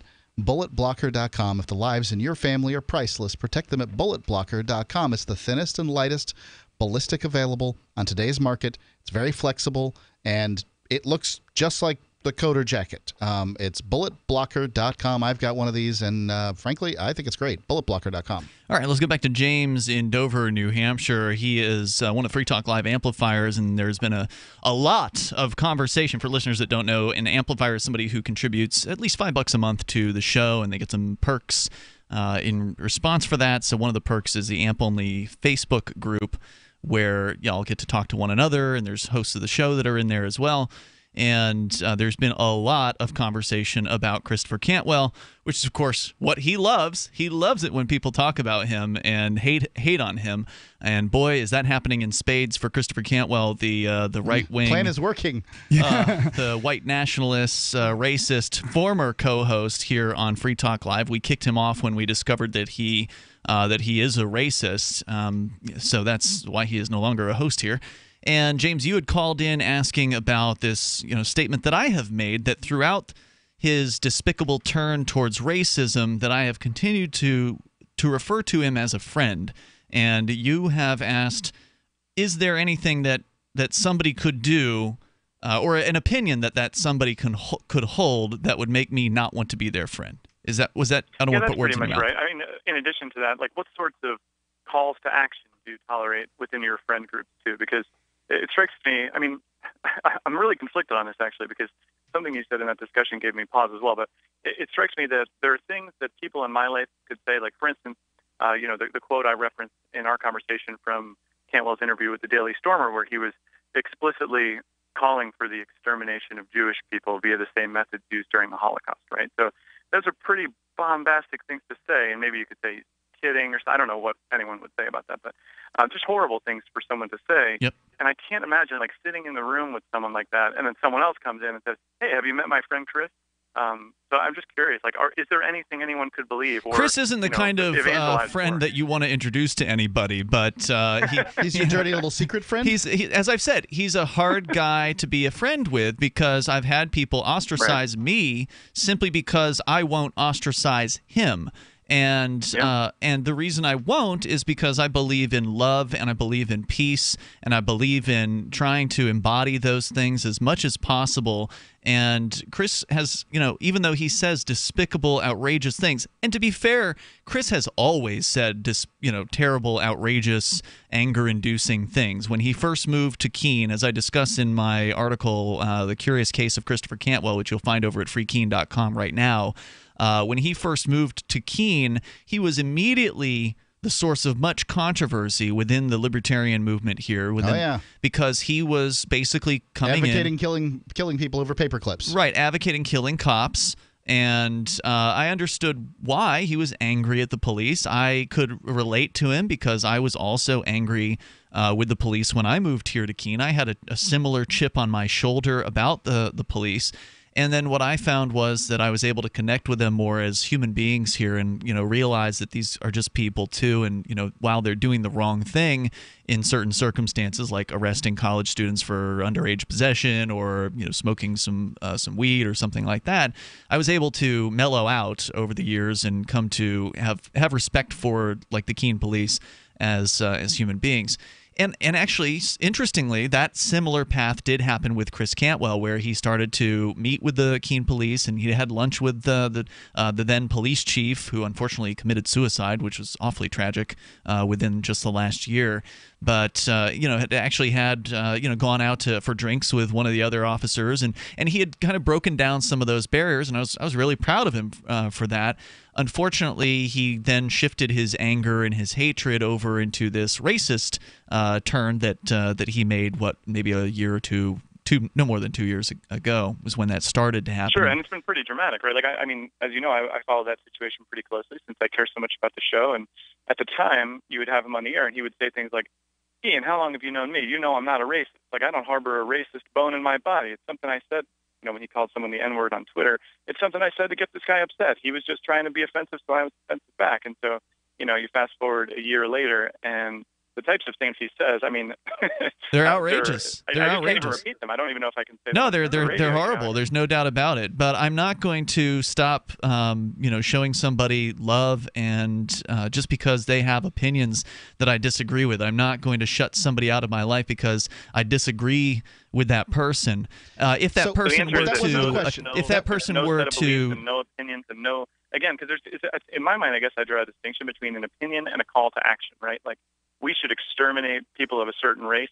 That sounds to me more like it's a call to action. Hey guys, let's try this sort of thing, right? And not like I think, like the things he used to say, which were, I think people of certain races have a lower IQ, right? Like, that's an opinion. Well, the other night when he was on the air with us on Saturday night, I specifically asked him, I said, Chris, if you and your white, nationalist guys want to go and have your own little town over wherever, and then we got our town here where we let people in from all around the world, Mexico or wherever, and as long as we're over here and you're over there, are you going to leave us alone? And he said yes. So to me, but that he already has that in Keene, New Hampshire, right? Like, I've been to Keene plenty of times and know what it's like there. He basically already has his place where all white people live. Well, that's not true. There are black people in Keene, New Hampshire. I saw multiple black people today. I have a black girlfriend. There's black people here. Out of his incredible wealth, I don't think so. Huh? I'm sorry, I missed what you said there, James. I said, are those black people in Keene causing him problems? Are the Jews there stealing from him? Like, what exactly are his problems with these minority people in Keene? Because it certainly looks like, from where I'm sitting, as someone who also lives in New Hampshire. You're asking me all these questions. I'm not Chris Cantwell, so I can't answer them for you. Let me ask you this. Is it better that Cantwell is doing his shtick for money, or would it be better if he actually believed the filth that comes out of his mouth? There's no better. He's saying I'm asking a question. He's saying terrible, despicable things. I'm not going to say one of those things is better than the other. Is there any call to action that would cause you to disassociate yourself from someone? I think that's the next. I can't think of anything offhand, but I haven't put that much thought into it. Again, I'm not going to disassociate from somebody simply because of their opinion or the things that they say. I would try argumentum. Can I fully answer the question, please? Thank you. Not really. I'd like that if I could. No, I haven't. If you want to talk about what would cause me to not be a friend with somebody, is if that person didn't treat me like a friend. If they screwed me over, if they lied to me, if they stole from me, if they did those things. What if they stole and screwed people over, lied to other people, everybody but you? Is it just about you when it comes to friendship? Because that's a pretty selfish position, right? Like, if somebody screwed you over and lied to you and treated you like S, I would probably disassociate from that person, right? So, I mean, do they just have to treat your close friends and family poorly, or is it the world? That would give me some pause, sure. Like, if they were treating people who I knew poorly, and that was, certainly true what was being said, that would give me some consideration for sure. I haven't heard any allegations like that about Chris, though. Oh no, I mean, it's. Well, so I guess I had a follow-up question about this too, which is. And there's always two sides to every story. Go ahead. Yeah, that's true. Well, yeah, okay. I'm going to go down a different path because I don't want to get into. Yeah, who cares about Cantwell really? But the thing. Apparently, a lot of people are talking about him right now, which is exactly what he wants. I don't want to keep going down this rabbit hole, good. like who has Cantwell wronged and all that kind of stuff, because it probably doesn't. I have stories, but it doesn't matter for live national audience. But the thing I'm actually curious about, because I actually do admire quite a bit, is how do you find that you can generate this sort of like paternalistic love for people like him? Because like I can resonate when you're talking about like there's no opinion or thing they could do. Like that's how I feel I don't know about if it's my kids, paternalistic. right? It's just it's just love. It's just loving people despite their faults. I mean, I can find love for people who hate me. I can find things that I can appreciate. I really can do. find Like things that I appreciate about people who very much dislike me. If you want, you can continue here more with James. The toll-free number here, 855-450-FREE. There's a neighbor who just left town who I could find things to appreciate, even though he hates my guts. If you're a sleep apnea sufferer who's on the go to your phone. Because if you give us a call right now, you'll be able to try the world's first portable mini CPAP device absolutely risk-free for 10 restful nights. It's the Transcend Mini CPAP, an engineering marvel that's as small as a soda can and weighs less than a pound. Its unique design is so small and so light, you can fit it in your briefcase or purse to use anywhere you go. No more dragging around a big, bulky CPAP. Even better, now you can try Transcend absolutely risk-free for 10 restful nights by calling minicpap.com, 1-800-768-3138. Transcend is FAA compliant too, so you can even sleep comfortably while flying. You can also add a battery pack that's as tiny as a deck of cards. So now you can enjoy the freedom to sleep comfortably anywhere. But don't wait. To receive your 10-night in-home trial, call minicpap.com now, 1-800-768-3138. That's 1-800-768-3138. Investing is a long-term process. How many times can you think of in the last decade that the stock market has destroyed retirement funds for people just like you and me? For your existing IRA, you need the security that gold has provided for centuries. Remember, gold has never been worth zero. Capital Gold would like to introduce you to the Home Storage Gold IRA. It's a self-directed IRA set up with all the protection and tax benefits of an LLC. But the big difference in this IRA is you invest in gold and you hold it in your possession. You can't do that with stocks. That's security. You can transfer any type of IRA hassle-free in days. Please call right now and learn more, and we'll waive the $500 setup fee and give you a free safe to store your gold. 800-535-7789. 800-535-7789. 800-535-7789. That's 800-535-7789.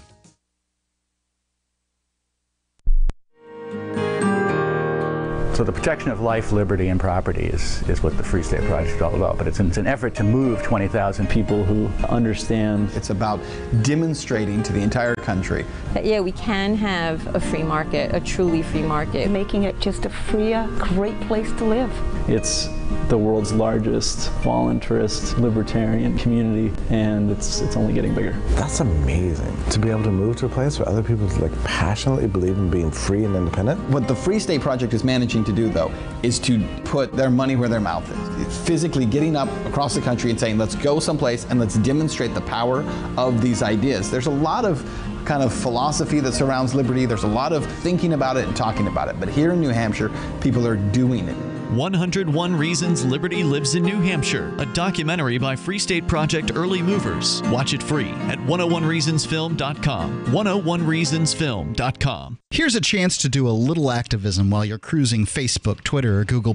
Between the LOL cats, the recipes, the hot girls, and the inspirational sunrise memes, Free Talk Live's posts pass by your newsfeed. Like them, comment. It gives us more exposure. If you don't see our posts, click like at facebook.freetalklive.com and then hover over it to click Get Notifications. It's an easy way to spread the ideas of liberty a bit further. I know you're busy, but you can spare that 1/10 of a calorie it takes to click on something. Facebook.freetalklive.com. Ross Ulbricht was convicted in early 2015 of running the infamous Silk Road Underground Market. The Silk Road was a gift to humanity and helped reduce the harms brought on by drug prohibition. For this good deed, Ross has been sentenced to life in prison with no possibility of parole. Now, an appeal is Ross's only chance, and he needs your support. Please visit freeross.org, where you can contribute via various methods, including Bitcoin. Visit freeross.org. That's freeross.org.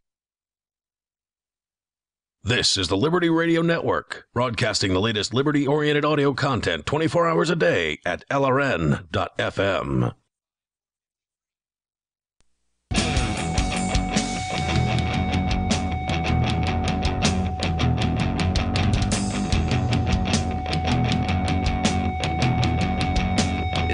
Talk Live. You dial toll free, take control of the airwaves, bring up what you want.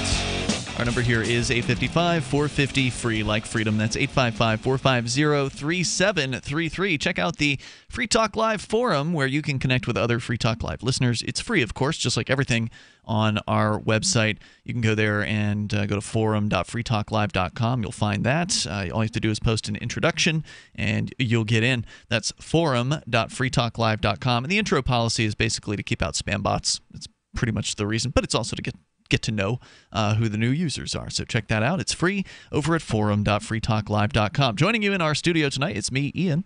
Thomas Parisi. And Mark. We're going to go back to James. He's calling from Dover, New Hampshire, talking about the difficulty of showing love to those who are just, saying and doing detestable things that we disagree with. And I don't think it's a bad thing for people to ostracize. I think that if that's, what suits you and is best for you, then that's what you should do. But ultimately, that's not how I live. And that was one of the things you'd brought up, James, in the AMP forum, was you had said that I've preached ostracization, and so why don't I do it? And the thing is, I don't actually preach ostracization as far as the way I handle human interactions. I've used ostracization as an example of something that people can do in the marketplace to, show their preferences. And if there's a business you don't like, you shouldn't do your business with those people or whatever. But as far as personal relationships go, I am not much of an ostracizer. I mean, there are people who have actually, hurt me and walked on me that I would much rather just forgive. Now, just because I forgive that person doesn't mean that I'm going to allow that person close to me. I'm not going to give them control over my bank account or loan them money or, trust them with certain responsibilities. But that doesn't mean that I would turn my nose up at that person or refuse to treat them like a human being if I encounter them in the streets or at a party or something like that. So I'm not. Well, I guess that would, the term ostracism would require defining as well, because perhaps we're thinking of it differently. And one of the things that gave me pause about what you said as well was I made an angry statement like, I don't think I can associate with anyone who associates with this guy anymore. And then when you kind of spelled out what that would look like, which is ostracizing you effectively, I didn't want to do that. And so I get it. I know, as angry as I am about this whole situation and the way this man is treating people and probably causing people to feel, all in the name of probably making a buck or his own depression or drug addiction or whatever's going on there. Let's just wrap all that all together.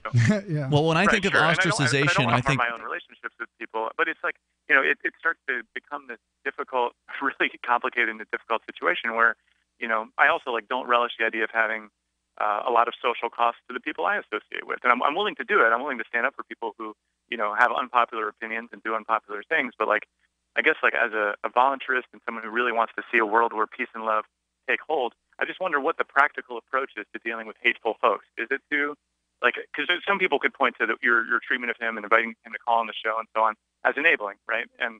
Or just saying hey, maybe you're not showing him the right kind of love, perhaps, by continuing to say, hey, buddy, you're welcome here no matter what. Well, you could say, right, there's the idea of tough love, right? Well, if somebody says that Ian inviting Christopher Cantwell, the only person that he knew that was down in Charlottesville at the time, who was in the midst of it, gigantic news occurring, if they call that enabling Cantwell, I suspect they didn't listen to the show.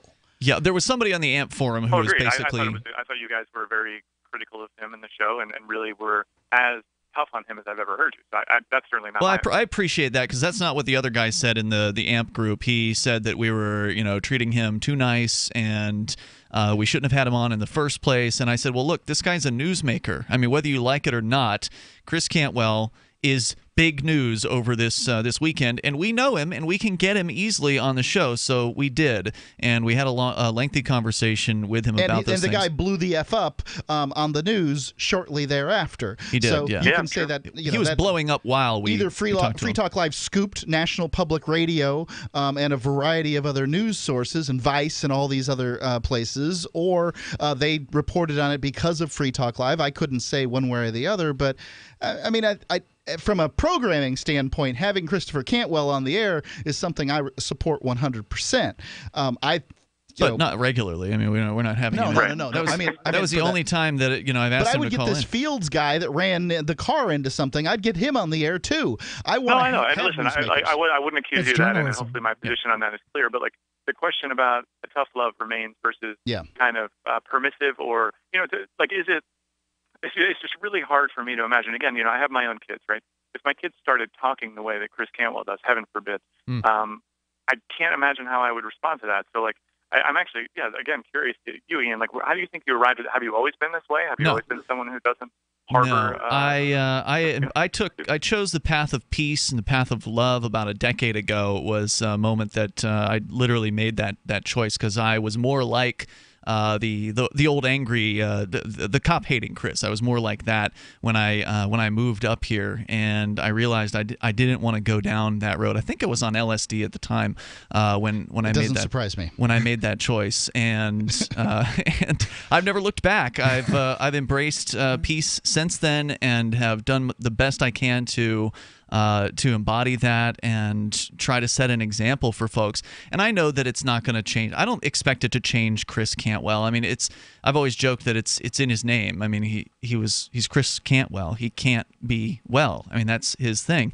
And but that doesn't mean I'm not going to try my best to model positive behavior and talk about liberty and peace and individualism. And because of the fact that I am close with Chris, and because I'm not horrible to him, as many people, it gives you an opportunity to talk to him. It gives me an opportunity not just to talk to him, but to talk to his audience as well. Because even though we kicked him off of Free Talk Live, he and I have still had a relationship since then. He doesn't hold a personal grudge against us for doing that. Who's us?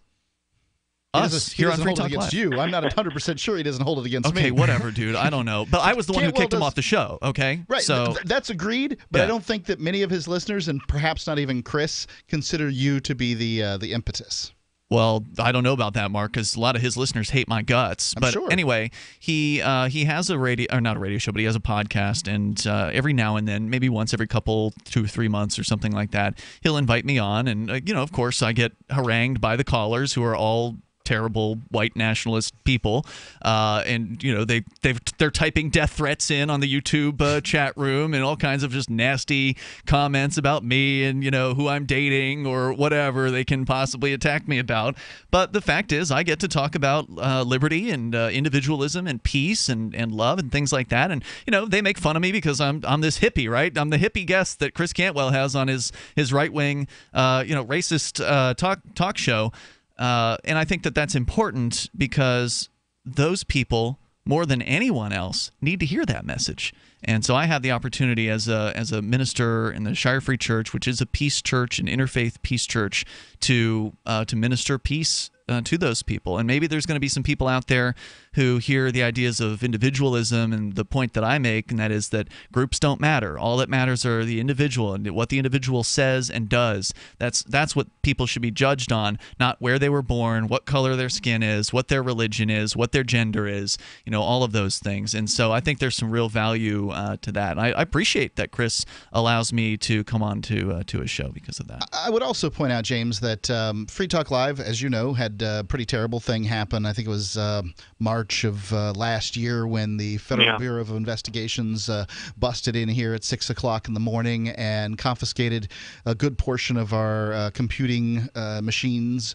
and essentially left us unable to broadcast at that point. And Christopher Cantwell was Johnny on the spot. He had the ability because he was close, and the equipment and the inclination, which frankly no one else had those three things at the same time, and he got us back on the air. So he came here with two of his computers, and he said, here, you can have these, do whatever you need to with them for as long as you need to. And that's the reason. And here's the thing. So Sunday morning. I want to start by saying, Ian, I really appreciate your approach to treating people that are even in really tough spots and maybe even believe bad things, and it's really given me a lot to think about, and I appreciate that very much. But when it comes to pointing out the occasional nice things that otherwise really terrible people do, I do want to caution you against that, because someone who's done a lot of consulting, especially leadership consulting among organizations of various sizes, I will say that one behavior I've seen in sociopathic or even just terrible sort of evil leaders and just evil people in general is they still have their favorites, right? Because evil people can't succeed if nobody likes them. They have to have some people that they curry favor with and that they, kiss up to, and that they, kind of just do things for. And so just the, doing what that does sound like a really nice thing and something that a friend would do. But people like to play their favorites, and they like to, mistreat everybody else. And then there's still some people who say, hey, that guy's not so bad. James, thanks for the call. Thanks for the input. I appreciate hearing from you. Very thoughtful tonight. Thank you. More coming up here in moments. We got hour number 3 on the way. Plenty of time for you to join us here. 855 450 free like freedom. It's Free Talk Live. Have you ever thought about mining Bitcoin? Did the costs, constant equipment upgrades, and maintenance scare you off? Do you want to make Bitcoin every day in the same mining pool that Ian and I do? Pool.bitcoin.com. There's a 100% uptime guarantee. The website's easy to use, and you can calculate what you're going to make right there on the website at pool.bitcoin.com. Help steer Bitcoin towards the liberating currency that Satoshi Nakamoto meant it to be. I'm not just making money at pool.bitcoin.com. I'm doing activism while I sleep. Pool.bitcoin.com. Do you want to help build a better financial system for everyone? Join Dash. Dash is Digital Cash, a digital money platform designed to replace cash and help people manage their own wealth. It's fast and easy, fees are low, and transactions are confirmed instantly. Dash is decentralized, run by users who earn rewards for helping run the network and make governance decisions. Dash is set up to succeed where other platforms have failed. Give it a try at dash.org. Help people take control over their financial future today. Find out more at dash.org. So you've signed the Shire Society Declaration and are planning your move to New Hampshire to be around more liberty-oriented people. Next, sign up for the Shire Society Forum at forum.shiresociety.com. There are a bunch of people there who are already in the Shire, and they want to meet you. If you're already in the Shire physically, you should also come by the forums. Remember, not everyone uses Facebook. New people are signing up for the Shire Society Forum every month, so drop in and say hello at forum.shiresociety.com. So you've heard all 3 hours of the latest episode of Free Talk Live, and you're still hungry for liberty-oriented audio content? Did you know that we have another 24/7 audio stream at LRN.FM? The Liberty Radio Network airs the latest episodes of some of the best liberty-oriented podcasts on the internet around the clock. In addition to recorded content, you'll also hear live shows like Free Talk Live, originating from our Keene, New Hampshire studio. So listen anytime at LRN.FM. That's LRN.FM. You're listening to the live edition of Free Talk Live. Hour number 3 is next after the news here on the Liberty Radio Network at LRN.FM. From Keene in the Shire, the Liberty Media capital of the world, this is Daryl W. Perry, host of FPP Radio News for Wednesday, August 16th, 2017. Silver is trading at $16.72 per ounce. Gold is valued at $1,272 per ounce. Bitcoin is trading at 4.3 cents, and the average price of Bitcoin is $4,089. Antiwar.com reports Saudi Arabia's ongoing air war against Yemen continues to escalate as the most recent figures released on the matter show that the number of airstrikes carried out in the first half of 2016 have already exceeded the entire previous year by a fair amount. Indeed, the figures disclosed in a UN report and based on publicly available data on strikes shows that the monthly average for number of airstrikes against Yemeni territory is nearly triple the figures in 2016. Armed clashes on the ground are also more than double as frequent. The UN report does not explicitly assign blame for the airstrikes, though it's not really a secret that they are almost exclusively Saudi Arabian airstrikes. The only country outside the Saudi coalition hitting Yemen at all is the United States, which occasionally uses a drone to blow up a car. It is the soaring number of strikes which is behind what is also believed to be a soaring number of civilian deaths in the war, though exact figures on exactly how many have been killed overall are not available. Between airstrikes, the Saudi naval blockade, and a cholera epidemic made worse by an inability to import medicine, Yemen is in an incredibly dire crisis. For nearly 40 years, Roberts & Roberts Brokerage has been a trusted source for buying and selling precious metals like gold and silver. They also take Bitcoin for precious metal purchases and have permanently removed the minimum purchase amount for all orders paid in the digital currency. Call Roberts & Roberts today for knowledgeable advice on buying and selling precious metals and a forward-thinking approach to new technologies. 800-874-9760 or visit online at rrbi.co.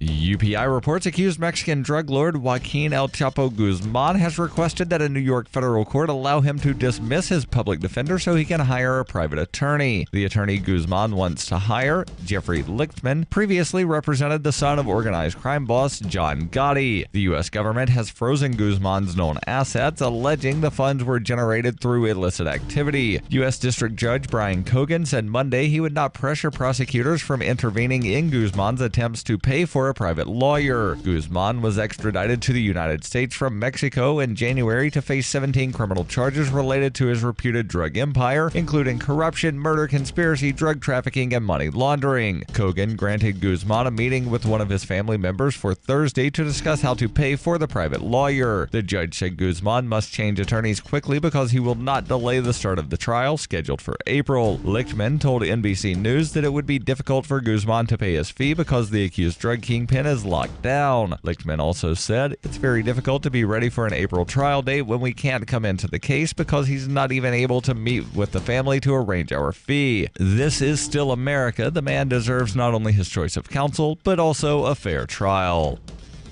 Cell 411 is a free app for Android and iOS that replaces government-controlled 911. Cell 411 allows you to preset a group of friends or private organization to show up in an emergency. Cell 411 is a nightmare to the state because it proves their so-called services aren't needed. Cell 411. Get it today at getcell411.com.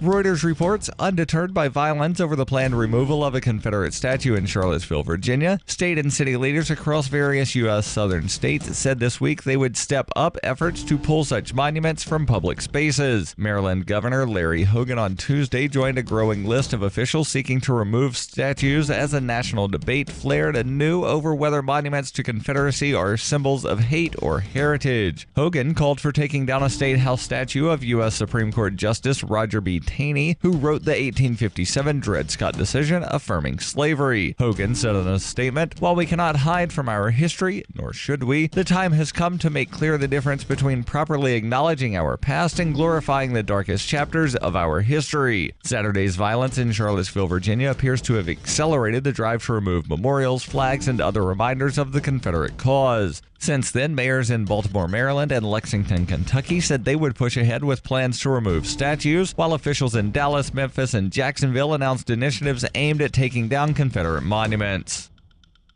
This has been FPP Radio News. Online at fppradio.com.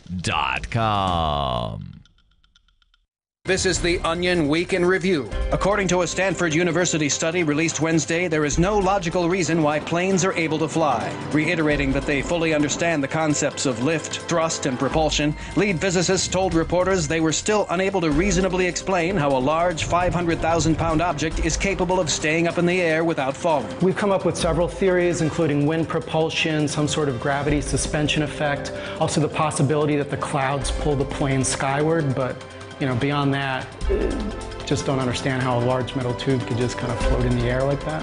And it's going at like 500 miles per hour, which means that when I'm on a plane, I'm also going 500 miles per hour? I mean, that's crazy. I mean, why is my hair blowing back and forth? The Stanford team added they plan to devote the next 2 years to a new study on why telephones can hear. In other news, an urban planner is stuck in traffic of his own design, and a kid screams behind a passenger during an entire plane crash. Visit theonion.com/newsbeat for more.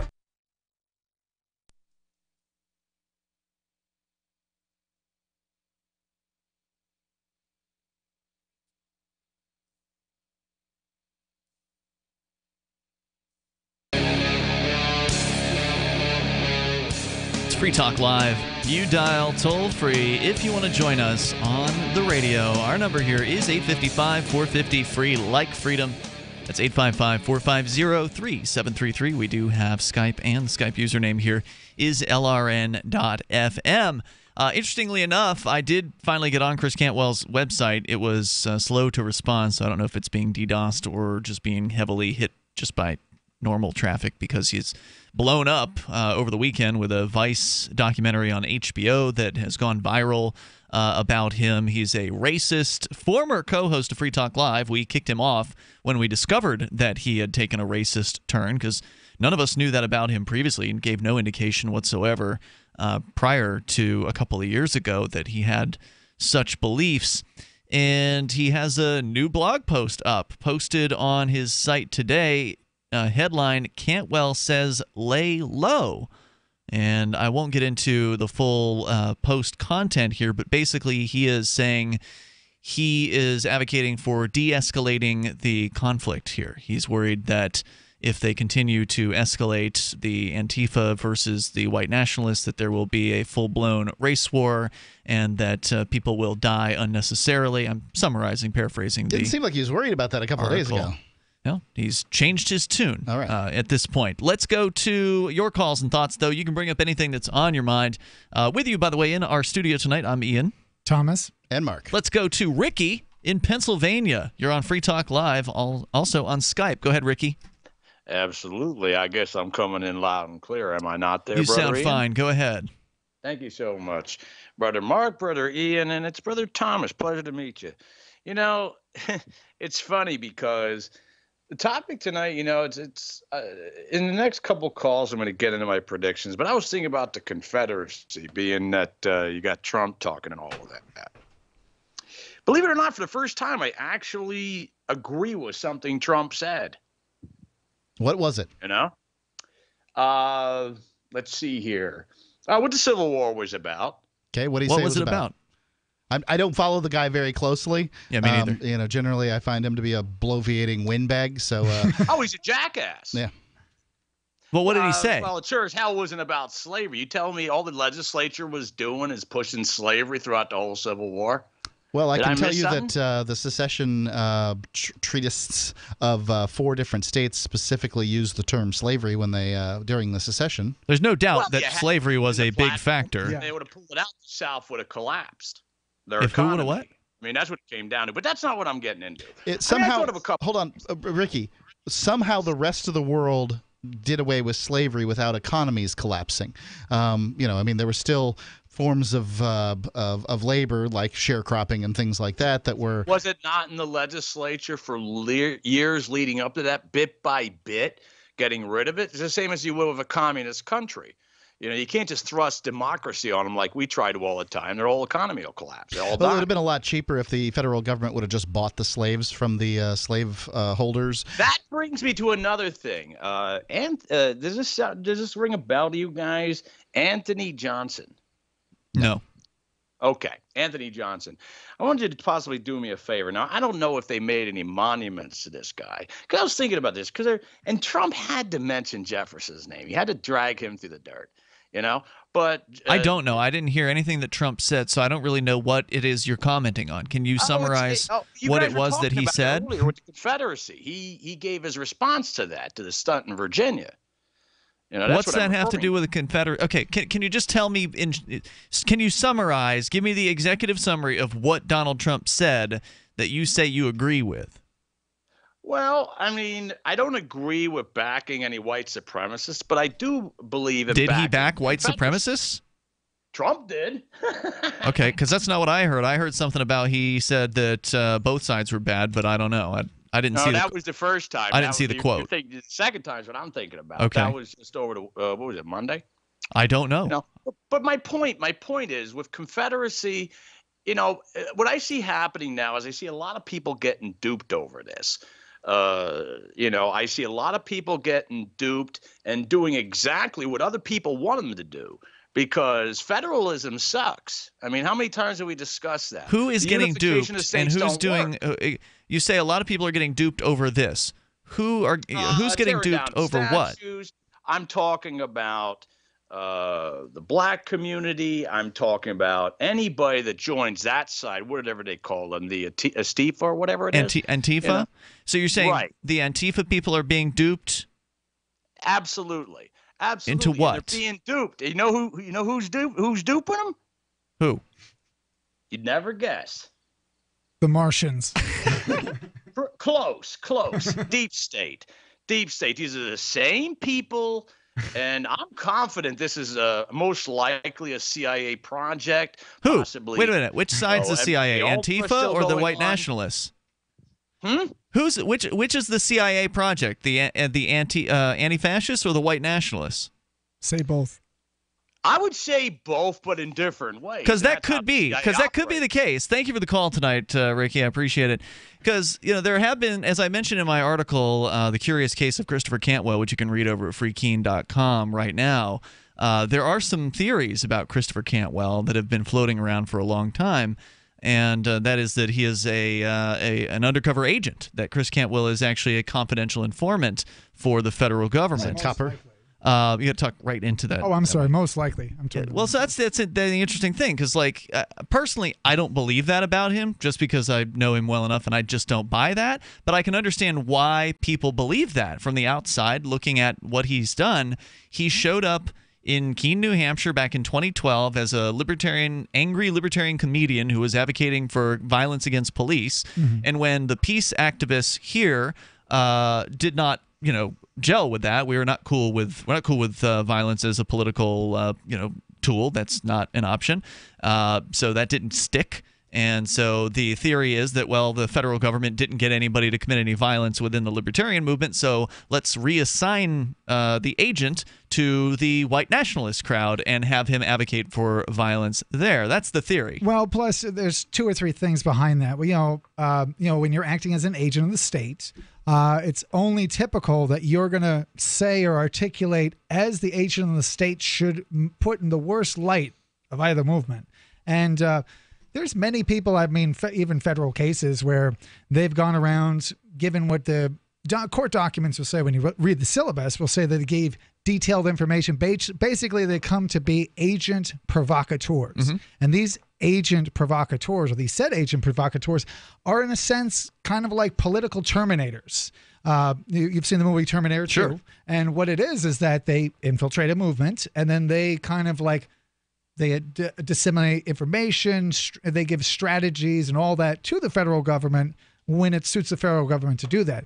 But eventually, like with any snitch, they exhaust their usefulness. Mm-hmm. And then they're they're expendable. That's why you'll notice, and I'm speculating, pure speculation. I haven't met this wonderful gentleman, but I'd say for his comment to say lay low is either it's a submission thing or maybe told to do it. It doesn't matter.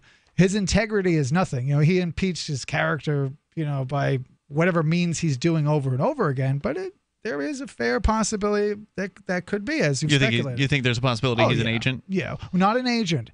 Or a CI?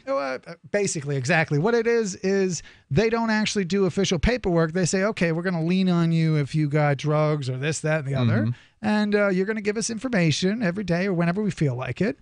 And we won't charge you. Yeah, we won't charge you. Yeah, but eventually they wear out. Snitches always end up in jail. Would this kind of coverage that he's gotten, national coverage at this point, would that burn him? As a CI, confidential informant, it definitely would, because you've blown your cover just completely off for your narcissism. Yeah, well, that's a good point. Like I said, I don't personally buy that particular story about Chris. No, I think Cantwell's far too self-destructive. But I understand why people from the outside who don't know him would believe that. And if you look at the case of Hal Turner, you remember that name from years ago, Mark? Yeah, wasn't he the radio host? He was a radio host, obscure radio host who was a white nationalist. Yeah. Who was actually on the FBI's payroll as a confidential informant. Yep. Yeah. So it's not the first time that something like that would have ever happened, for them to have somebody who's sort of in the public eye as well. 855-450 free like freedom. If you want to join us here, you can take control of the airwaves on Free Talk Live. So when we brought him home, we didn't realize that Bear, the rescue dog, was actually sick. He had very flaky skin. He was dropping a lot of fur. The vet wanted to do steroid injections, special dog food. Nothing seemed to work. So I've been hearing Dinovite on the radio for years. PD stopped eating. All his hair fell out. Itching, licking, missing fur. DINOVITE.com. 859-428-1000. And then it finally sunk in. Oh, you're talking about hair and skin. And all right, I'll try it. Well, it took probably 6 weeks, but after we started using Dinovite, no more flaky skin. He doesn't scratch and itch, and he started to put weight on. It was awesome. Dinovite is nutrition. Every rescue dog in America deserves Dinovite for 90 days. I wish that we would have started the Dinovite right away. It would have been so much easier. 859-428-1000. DINOVITE.com. Attention business owners and independent contractors. This is a money-saving message from Tax Mediation Services. If your business owes $20,000 or more in taxes, we can help you today, right now. Listen, dealing with the IRS is no picnic. It's an intimidating and extremely stressful process, and you don't want to go it alone. Our attorneys know every law, every tax break, and every possible opportunity to help you resolve and reduce your tax debt. And if you owe more than $20,000, you may be at the top of their hit list. So don't take your tax debt lightly, because it will not go away on its own. The IRS can seize your bank accounts, your home, and even shut down your business. Call our tax experts today at 1-800-765-9681 and let us deal with the IRS while you focus on your business. That's 1-800-765-9681. Again, that's 800-765-9681.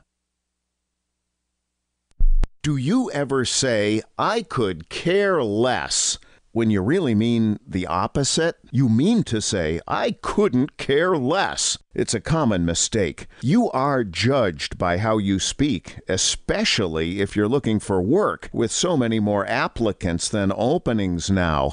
But even if you're not, avoiding common misstatements will help you make the most of the dozens of conversations and transactions that crowd your daily routine. So whatever you say, don't say whatever as a single word sentence. It's the most annoying expression in the American English language, according to a recent poll. And avoid cliches like the plague. Just kidding. But seriously, at the end of the day, you'll want to avoid this scenario, sounding like everyone else. For more tips, hit survivalspeech.com.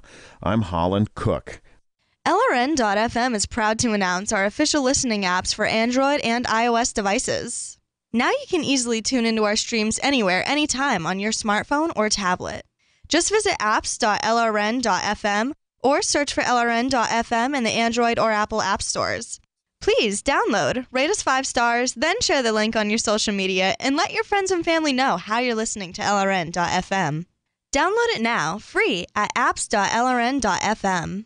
The new 4th edition of Healing Our World, The Compassion of Libertarianism, will take your understanding of liberty to a deeper level and has over 1,300 updated references, new cartoons, and a foreword by Dr. Ron Paul. With discounts for multiple book purchases, the 4th edition of Healing Our World is a great gift for the liberals, pragmatists, environmentalists, and Christians in your life who think libertarianism is cold-hearted. Get yours today at healing.freetalklive.com and use promo code FTL for a $5 discount.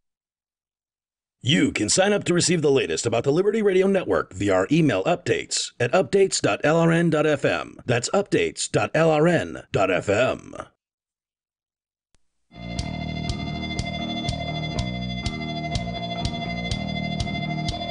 It is Free Talk Live, and you can join us here toll-free at 855-450-FREE, like freedom. That's 855-450-3733. We've got Skype as well, and the Skype username here is LRN.FM. It's Ian, Thomas, and Mark in the studio here tonight. Of course, you can bring up anything you want. And on the way, we still have to talk about the Operation Lenin Down, which we teased a little bit earlier tonight, but it's been a lot of calls, so we actually haven't had a chance to talk about it yet. It's the idea that 4chan is going to be targeting statues of communists like Lenin, that's on American soil, and this is in response to the Confederate statues being targeted by some groups like the Antifa folks or the anti-fascists. But we're going to get back into your calls and thoughts first. Also, I want to make sure you know about the Free Talk Live email list. So if you want to be kept up to date with what's going on with the show, all you have to do is sign up in our email sign-up box, which is right there on the front page of the website. Like everything else at freetalklive.com, it's totally free. So whether it's the archives or the YouTube or whatever it is you want to check out over there, totally free. But get signed up for the email list. And just put your email address into that box. We're at the front, top, middle portion of the website at freetalklive.com. As we go to Bad Slave. He's calling us from New Hampshire on Skype. Hello, Bad Slave. Hey, thanks for taking my call. Yes, sir. I wonder about folk thinking that it's okay to take down Robert E. Lee, who I think, by many measures was an amazing American patriot, as far as people call. I'm not a believer in patriotism particularly anymore. Why would he be an American patriot? He wanted to secede, didn't he? He did. Well, but he was actually in the U.S. Army before the secession. Oh, really? And what makes him an American patriot? Just because you fight for the military makes you a patriot? And what are you saying? No, well, that's what people believed back then. What do you believe? Did they not? No, I don't. I don't believe in it. I really didn't. I was an anti-authoritarian at the age of 4, so I, pretty much rejected a lot of that going on. But I, what do we think about the destruction of antiquities, other antiquities in the Middle East that are some millennia old? The comparisons have been made between the folks that tore down the Confederate war memorial in it wasn't Charlottesville, it was someplace. You're talking about the North Carolina one that just happened this weekend? The North Carolina one that occurred, and ISIS destroying antiquities in the Middle East. And I think that there's some level of comparison there, because what I think of, it always goes back for me to this 1984 thing where we've always been at war with East Asia. East Asia's always been the enemy, when in fact East Asia was the enemy only for a short period of time, and prior to that it was Eurasia or whatever it was. It's the rewriting of history. Look, there's some really distasteful stuff that occurred. There was, and human nature is kind of it's this dichotomous thing, right? Like, we were just talking about how somebody can be both good and bad at the same time. Robert E. Lee was on the bad side. He owned slaves. But so did General Grant, who was on the good side, and you don't hear anybody raising a ruckus about that. If we're going to raise a ruckus about slave owners, then let's do that. If we're going to raise a ruckus about... Didn't Lincoln have house slaves? What's that? Didn't Lincoln have house slaves? I couldn't tell you whether... I can't imagine that Lincoln had slaves. He'd been an abolitionist for a very long period of time, but he certainly wasn't... I mean... George Washington had slaves and chased them around, when they escaped and all kinds of stuff. So slavery was alive and well in U.S. history, and nobody wants to tear down the monuments to George Washington. Apparently somebody wanted to vandalize Lincoln's recently. So. The Lincoln Memorial, Lincoln's sitting on the chair with his hands on 2 fasces. His hands are literally on 2 fasces. And the fasces is the symbol of fascism? Yeah, the symbol of fascism, but it was a Roman symbol of the wrapped branches or something the wrapped like that? branches is that together we're stronger. With arrows or something? Yeah, I don't think there's arrows. I forget. Interesting. Hey, I'm just flabbergasted. The destruction of history is I think one of the biggest crimes that can be made to humanity. If we can't know what's occurred to us through art and the written history, now all the media history. I mean, I spend many hours a week catching up on what people have said about things going on in my lifetime, in my parents' lifetime, my grandparents' lifetime. That are just so different from the stuff that they're like not teaching anything these days. History, geography, things that are important about, the world. And they know nothing. I mean, I can't believe, Mark Dice going around asking people about their, basic stuff. Where is North Korea? I mean, they want to, bomb each other into oblivion there. But they don't, And they don't even know where the place is.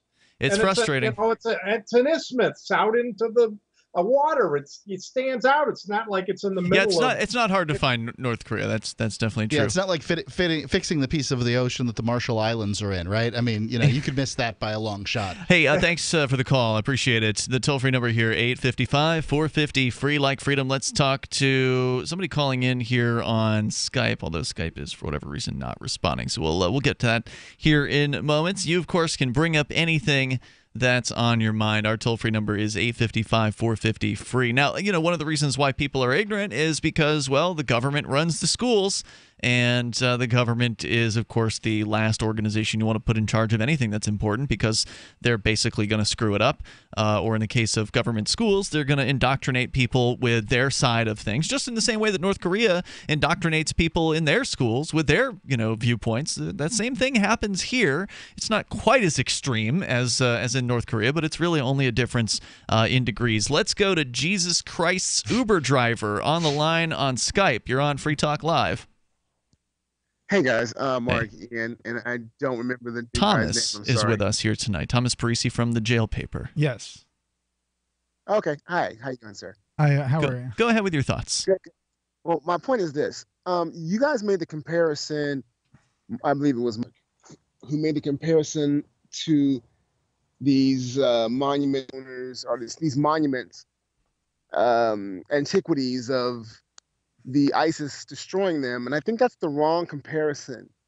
I think maybe the comparison you're looking for better perspective was, remember when Saddam Hussein's statue came down? Yep.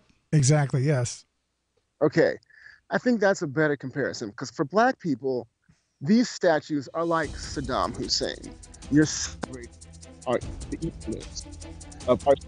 Hang on a second here. Something's going on with our connection, Jesus Christ Uber driver. We're going to bring you back here in just a moment, and we'll let you say what you need to about this. The toll-free number here is 855-450-FREE like freedom, although I don't recall who it was that made the comparison between ISIS and the takedowns. Was that you, Mark? Or? Well, I mean, I did mention that there are people who say it, and I have some sympathy for that opinion. So We'll I'd continue like to talk coming up. Free Talk Live. If you had purchased $100 of Bitcoin in 2010, today you'd have $2,600,000. While that sinks in, you now have a huge cryptocurrency opportunity at below market price at a guaranteed 10 cents per coin. ProCoin, a coin publicly traded on the open market, easily converted to cash, available in 60 countries, and ProCoin is the only cryptocurrency offering coin-back rewards for consumers and merchants. Take action by August 31st at ProCoinCurrency.net. That's ProCoinCurrency.net. Deadline for 10-cent guarantee is August 31st.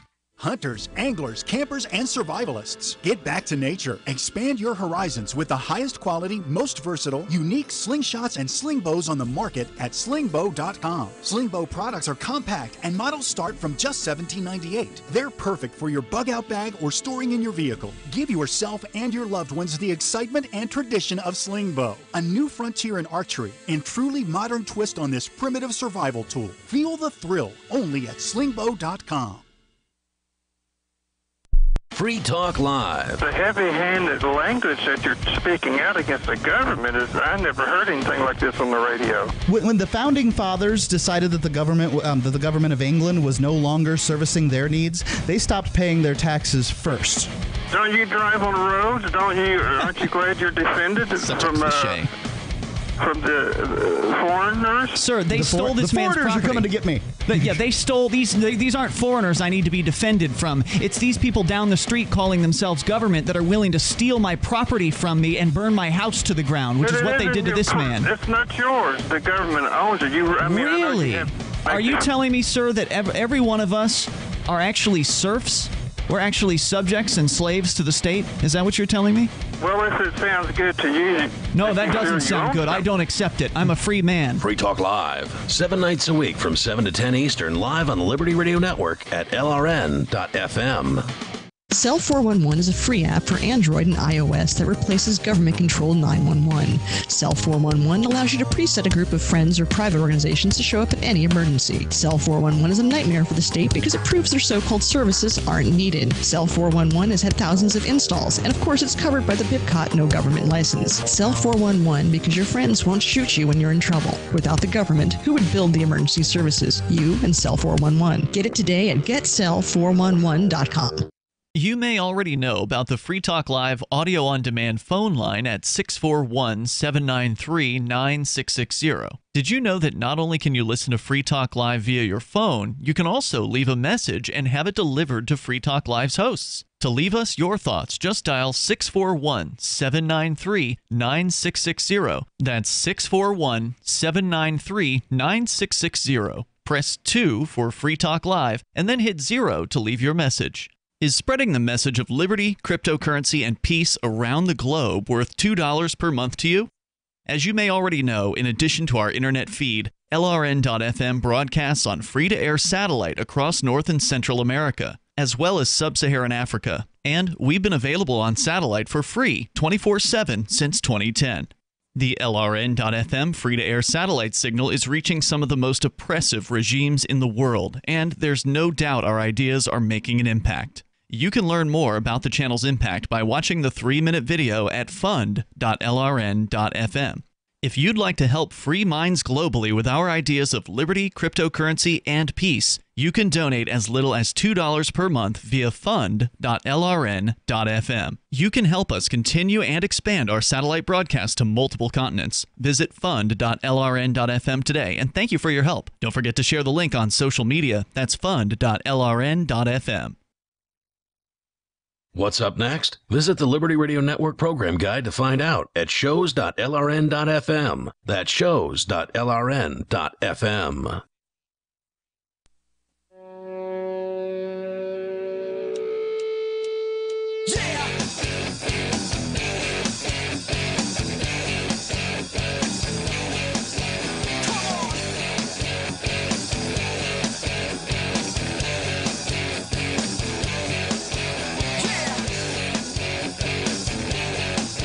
Free Talk Live, you dial in toll free here. Our number is 855-450-FREE, like freedom. That's 855-450-3733.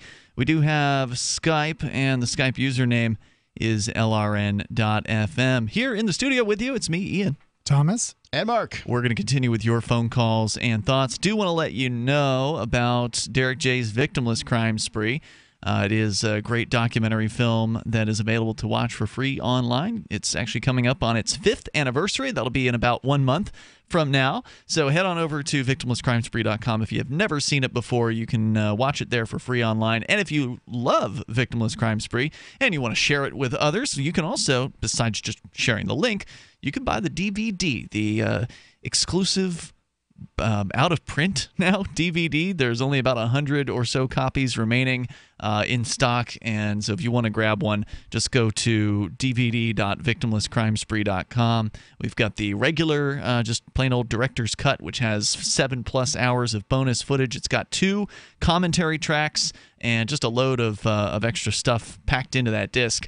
But also there's the autographed version, which some of our listeners wanted us to do. So me and Derek J got together and we autographed like 30 of these things. So about a third of the remaining inventory is special autographed copies. So check those out over at dvd.victimlesscrimespree.com. They are out of print, and they may never come back into print because by the time we sell through these 100, DVDs may not be a thing anymore at the rate they're going. Oh, yeah. I sell maybe about 1 a month. So dvd.victimlesscrimespree.com. Let's go to back to Jesus Christ's Uber driver. He's back on with us on Skype. Now, your connection was getting a little wonky toward the end of that last segment. Can you kind of recap what you were trying to say?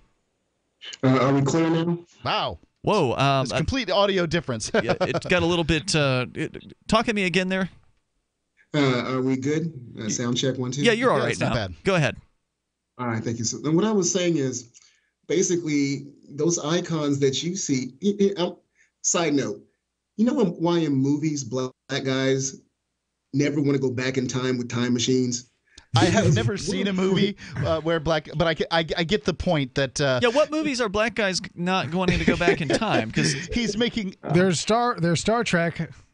It's a slavery joke. I got you. Oh, Jesus, yeah. Right. Because you might run into one of these guys in the statue, and it won't be a good It won't be good if you do that. Right. That's just a side point I just ran into. There is we've got a history cartoon for my son. It's called Liberty Kids, and it's a group of diverse kids who learn about American history, right? And they do have a black girl that travels back in time. They address some of those issues and those sorts of things. But nonetheless, I truly do get your point. When Americans like me hearken back to when times were better, the Americans like you say to yourself, what? I got it. So that's why I was making that comparison Sure. to the Saddam Hussein statue coming down. For us as African Americans, that's the face of our evils, and now it looks to us like they're glorifying. We don't care if you take them down. I mean, we don't care if you put them in a museum. At least I can't.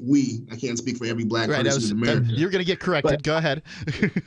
So I personally, if you're going to put it in museums, there's a time and a place. I'm not trying to erase history. No, we can't erase history. Mm-hmm. But Scott the bigot who was on earlier said something poignant. I never agree with that guy. Yeah. But if you look at what he said one thing that I believe he was honest. America has always hated black people. Okay, so that being said, America's just an idea, so I'm not sure I agree. If you look at any scale, economic, black people are behind. Justice, black people are behind. I mean, you pick it. Education, you pick the dynamic, and I'll tell you why black people are behind. I mean, in every dynamic, black people are falling behind.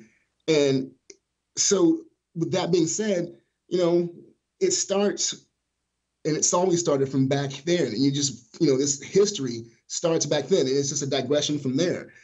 I don't want to go through all the connections. That would take forever, but it starts here. It starts with slavery, and those legacies continue through to today. Well, and to celebrate them is just wrong. Yeah, hey, I do agree with that. I mean, I'm Italian, but I'm also Lithuanian. And for example, my great grandmother was in the gulags for about 4 or 5 years, and my grandmother was born in the gulags in Lithuania, and for them to see, a picture of Lenin or Stalin or something like that would probably be the equally offensive as you're saying.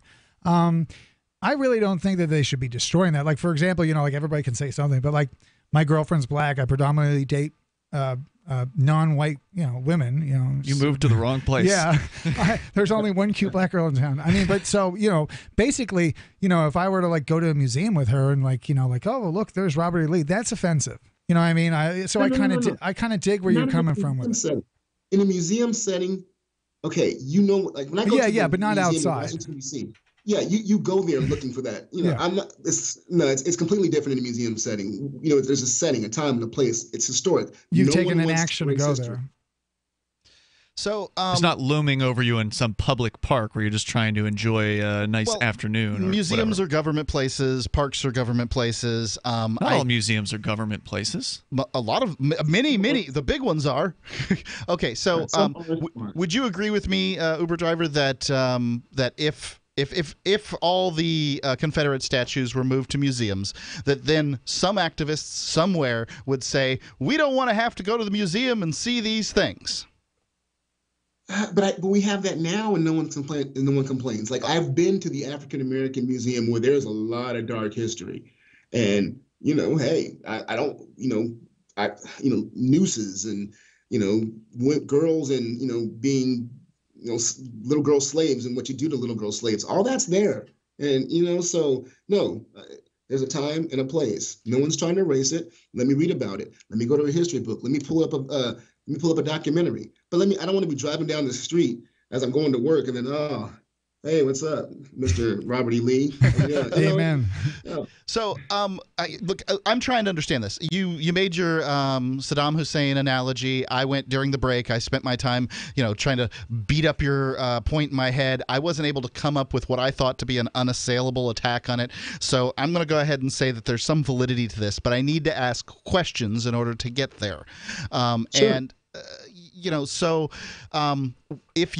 if Robert E. Lee is a slaveholder and fought for the Confederacy, which was an organization that certainly supported slavery to some extent, Ulysses S. Grant is a slaveholder and fought for an organization that was nominally trying to destroy slavery. I mean, you read Lincoln's second inaugural address, you might have an argument against that. What do you think when you drive by a Ulysses S. Grant monument? Well, I live in California, so we don't have too many of those. I got you. Actually, I looked them all up. All of California's monuments to the Civil War are all for the Union side. There are no Confederate. Yeah, it was a Union state. Yeah, not just sort of nominally. Not much went out there. Right. There's like 7, and they're all like Bakersfield, whatever. Yeah. There's nothing close. And they're, like I say, all Californians. It's very small involvement. Yeah. It's a shootout between miners.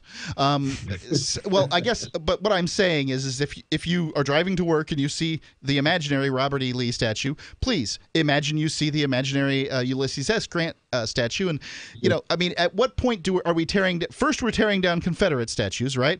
Then we're tearing down – I say tear them all down. Right. I know what you say. Yeah. Then we're tearing down slaveholder statues next, right? Sure. Right. Yeah. And then that includes all the Jefferson and all the Washington statues. No. Yeah. I don't think we need them all down. No. Hold on. No. It's a little radical right there. That's Ian. Put them in a damn museum. I agree. Just put them in a museum. I don't want to look at this crap when I'm out trying to enjoy a nice day in the park. The museum, they'll be taking them out of the museums. Hey, Uber driver, thanks for the call tonight, man. I appreciate it. I'm sorry. I got to get some more people on here. You're welcome to call back any other night. I appreciate the call. I'd like to hear more. Well, like I said, he's welcome to call back any other night. We're here 7 nights a week, although you're not, Mark. You're not here all 7 nights. 5 nights. Are you 5? No. Yes. Is it 5? I can count that high. All right, there's more coming up here in moments. You can take control of the airwaves. You can bring up anything you want in the remaining moments of Free Talk Live. Dash is digital cash, a digital currency designed to replace cash and help people manage their own wealth. It's fast and easy, fees are low, and transactions are confirmed instantly. Pay anyone, anywhere in the world, anytime for just pennies on the dollar. Dash is the first digital money that's governed by its users. Join Dash at dash.org and help build a better financial system for everyone. Find out more at dash.org.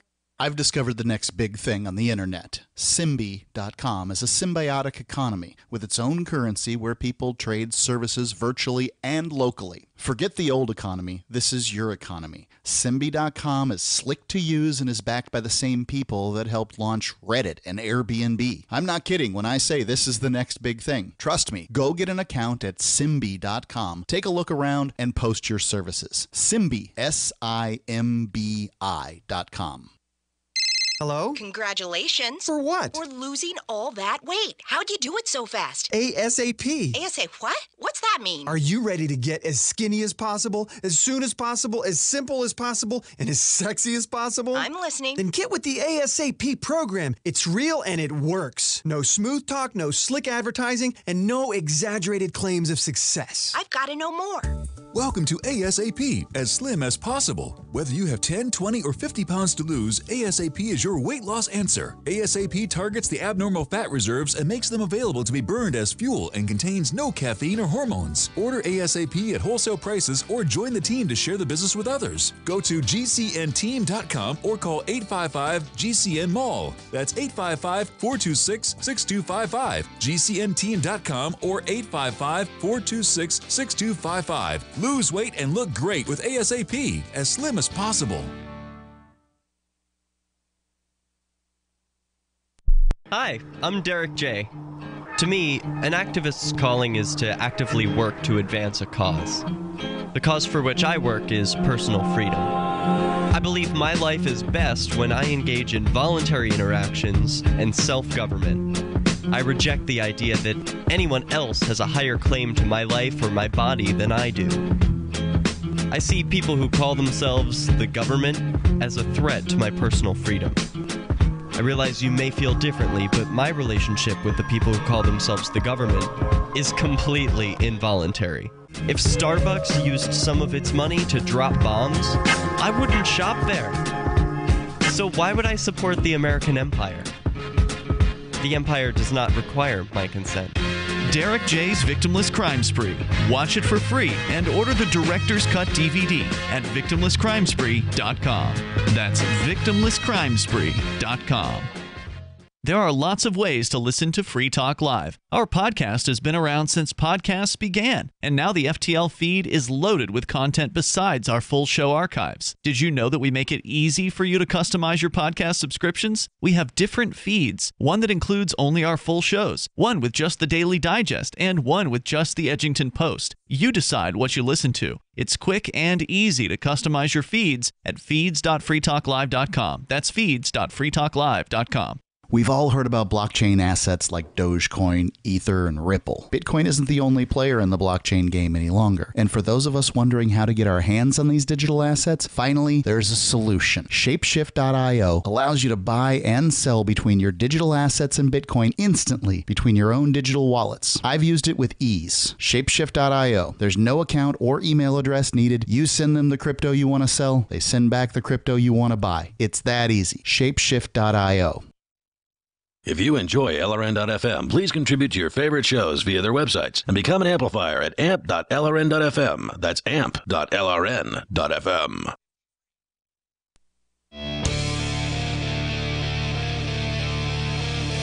It's Free Talk Live. You dial in toll-free, bring up whatever you want, and take control of the airwaves here. 855-450-FREE, like freedom. That's 855-450-3733. With you in our studio here in beautiful Keene, New Hampshire, it's Ian. Thomas. And Mark. Thomas Parisi joining us for the first time here tonight from The Jail Paper. Be sure you check him out over at thejailpaper.com. And we didn't really get much. I thought we were going to have a little more time to dig into you, but it's been almost wall-to-wall phone calls here tonight. We haven't even had a chance to talk about the Operation Lennon takedown thing that we've been teasing all night. But real quick, give our listeners a taste of what they're going to find over at thejailpaper.com. What do you do there? Basically, it's... well, I need to update it because you're the photo on it because I have not updated it, but it just says it's our interview, which I'm going to post up there. Basically what it is a pro-law enforcement mugshot magazine, which basically at the moment has gone from where it's just mugshots. Our Florida one, because we have several, the Florida one is basically just mugshots, people being arrested for, any type of crime. Why do you describe it as pro-law enforcement? You seem to be a critic of law enforcement. I know, but I don't own the paper. Well, I do own the paper. This is why I'm a fraud, allegedly. To my haters, this is why I'm a fraud. But police are people too. You could say pigs are people too, but the police are people too. So in a basic way, I always tell people, whether it's a terrorist, a drug addict, a drug dealer, if you leave your house and you have a wife, a grandmother, anybody like that, who's going to protect them? If you're not there, the police, that's what they're meant there for do. They're sentinels of justice. It's basically like Judge Dredd's. They're like running around. If they come. Yeah, if they do come. Yeah. Sometimes they don't. They'll be like, oh, sorry. And if they shoot the right person or arrest the right person, as opposed to just jumping to conclusions and doing things very irresponsibly, like throwing grenades in babies' cribs and things like that. Yeah, so yeah. You got to be careful. Yeah, but right now I'm basically I'm a first-year law student. I have a California law school, and most of my time now consists, besides working, is doing the Jail Paper, working on a couple TV shows. Which one is the Jail Paper? The other one's Night SVP, which basically, as I said before, highlights local artists, musicians, writers. And businesses like farmers markets, the banana co-op here in Keene, New Hampshire. So it's pretty Keene-centric. You're focusing on criminals here in town and what's going on and in I the have streets. You to thank for that. I've been going years where Florida, where I came from, you're not allowed to even think about taking a picture in the courtroom. And really? And then I kept watching your videos since like 2012, just because, whatever your shenanigans were, like with Judge Burke, I was like, damn, they can record up there. It's magical. Yeah, we sure can. So nowadays I'm, recording Judge Burke, who I am afraid of. He's a very nice man. I tell him I'm taking 2 pictures. None of his of you. He's like, that's okay. I'm like, I'm still going to tell you. Yeah, he's used to it. He's probably the most, besides Judge Hurley, who I met Judge Hurley in Broward County. He's the bail bondsman. The bond court judge for down there.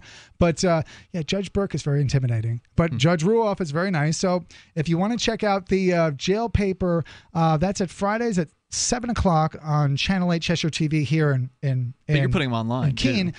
But also online on the Jail Paper. The Jail Paper Keene. Yeah, I'm actually going to start putting them on the Jail Paper, but it's the Jail Paper Keene and the TV shows, the Jail Paper and Night SVP. It's. I'm glad you're here. I think that. And thank you. Yes. Keene needs more independent media. I mean, it's such a small place. There's only like 25,000 maximum, 23,000 or something like that people that live here. There's the sort of relic newspaper that's been here since the 1700s it's or something like that. It's the second business or the first business ever in New Hampshire. Yeah, New Hampshire, and they're still around. And they actually did a really good report on Bitcoin in town. So it's nice when they get the story right. But there's still just one news place. There's a talk radio station in town. And until Free Keene showed up in 2000 and end of 2006, those are really the only two news sources in town. Free Keene's a third, and now the jail paper is here. We finally have a fourth, and so it's nice. Diversity. Right. Different opinions, different viewpoints, different cameras, different perspectives and reporting. And I think that that more reporting is good for a place like this, especially now when we have the internet at our fingertips. It makes it even easier to. You're going to find, as you probably already have found, I'm sure you've already scooped the newspaper in town. You've broken stories before them. It's not hard to do. You just have to be there and report sooner than they do. And it's in a little town like this, it's easy to get where the news is happening. And then since we all have internet access quickly, it's easy to get the news out. So I'm glad you're here doing what you're doing. Thank you, sir. I appreciate it. Let's go back to your phone calls and thoughts. We have Bill in California listening to KVLI in Lake Isabella. Hey, Bill. Yeah. First of all, that prior caller, there was quite a bit of Confederate, the miners, a lot of them were Confederate sympathizers. So there was a lot of, during the gold rush days, there was quite a bit of that going. Still is, actually. A lot of the areas out here are named for Confederates. And I don't see any reason to see that statue of Robert E. Lee.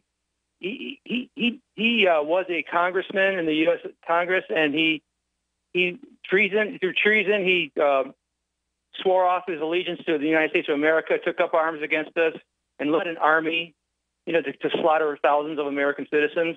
Okay, there's no reason that he should have any kind of outside of a museum. He should not have any statuary. But the other guy also slaughtered a lot of Americans too, right? I mean, Lincoln was the president over the war that killed the most Americans. No, he didn't. He wasn't like killing American citizens like Lee was. Huh? He was killing Confederates. Okay. They're all citizens. They're all Americans, dude. Whether they're citizens or not, they're all human beings, and nobody had to the die. Confederates were not Americans. They seceded from America. That was the Confederates. Hello, we're in North America here. Hold on. Lincoln fought the war to preserve the Union. So either the Union was, either the Confederates were citizens and you're preserving the Union, or they weren't citizens, and Lincoln fought an aggressive war against an organization that he had nothing to do with. Those states seceded, okay? They were no longer American citizens. They had their own country. Then why did you guys go and invade them? Hello? No, you're there. That was a question. Yeah. Did you hear it? Why did you guys go to invade them then? Yeah, we're here. Oh, yeah, know what? They started the war. They fired on Fort Sumter, okay? Fort Sumter was a base in enemy territory that was given multiple warnings. But no, that wasn't necessarily. And how do you know they fired on Fort Sumter? I mean, it's not like somebody caught video of that happening. How do you know that wasn't a false flag? Well, whatever, okay? Well, whatever, okay. Okay, somebody fired on a fort, so let's just go slaughter hundreds of thousands of people.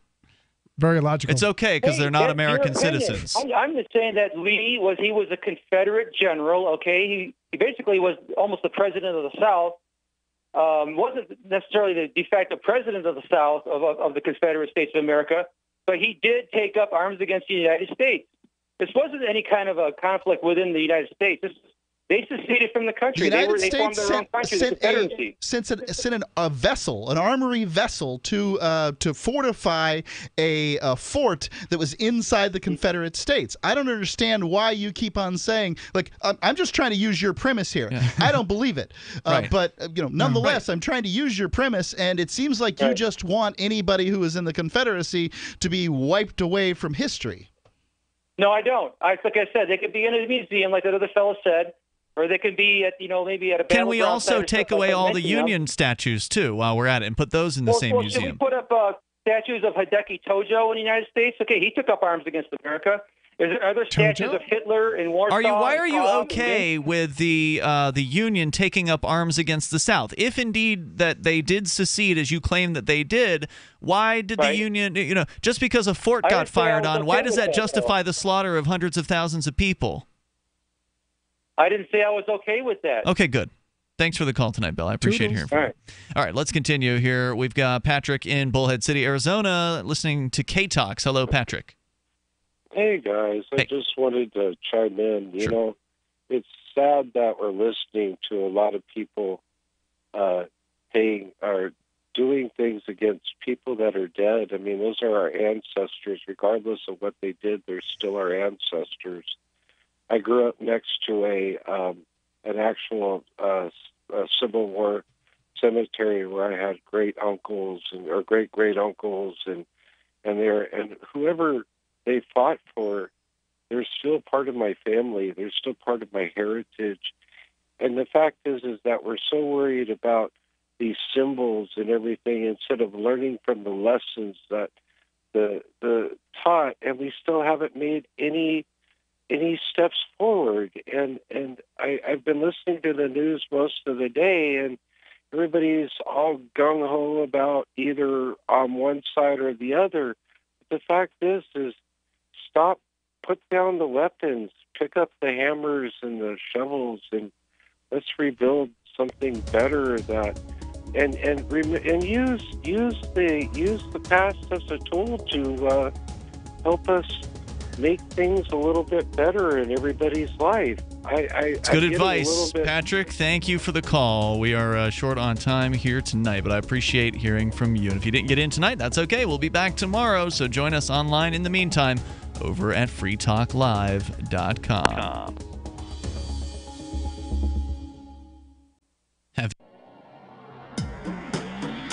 Free Press Publications is an independent, alternative media and publishing company founded in June 2009 with the mission of ensuring a free press for the freedom movement and is committed to spreading the message of peace, freedom, love, and liberty.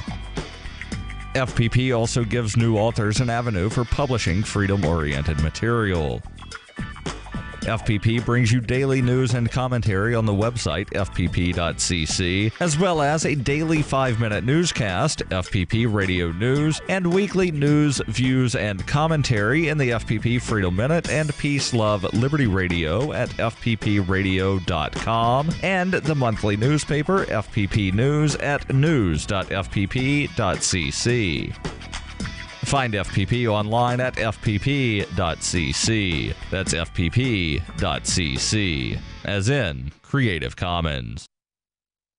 There's no better app for tracking the value of cryptocurrencies than CoinCap. I've had a lot of apps for tracking Bitcoin, but none that's ever been able to track 500 digital assets at once. Their best feature is the Altfolio. I love this thing. You enter how many Bitcoins, Ether, Dash, Doge, or whatever else you have, and it tells you how much your crypto is worth. You can watch yourself get rich. If you have crypto, go right now to coincap.io, or you can use the Apple Store or Google Play to get the app. I love CoinCap. Coincap.io. Free Talk Live has partnered with Amazon, the largest internet retailer. Imagine a department store category, and Amazon has it. Books, electronics, office products, furniture, jewelry, automotive, toys, clothing, sporting goods, and dozens of other categories. Now you can shop and support Free Talk Live by entering Amazon through our website. Go to shop.freetalklive.com, and Amazon will send us a portion of your purchase. You're going to do the shopping anyway, so remember to enter through our site at shop.freetalklive.com. That's shop.freetalklive.com.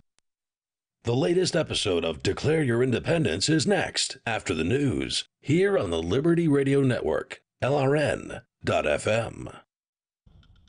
From Keene in the Shire, the Liberty Media capital of the world, this is Darrell W. Perry, host of FPP Radio News for Wednesday, August 16th, 2017. Silver is trading at $16.72 per ounce. Gold is valued at $1,272 per ounce.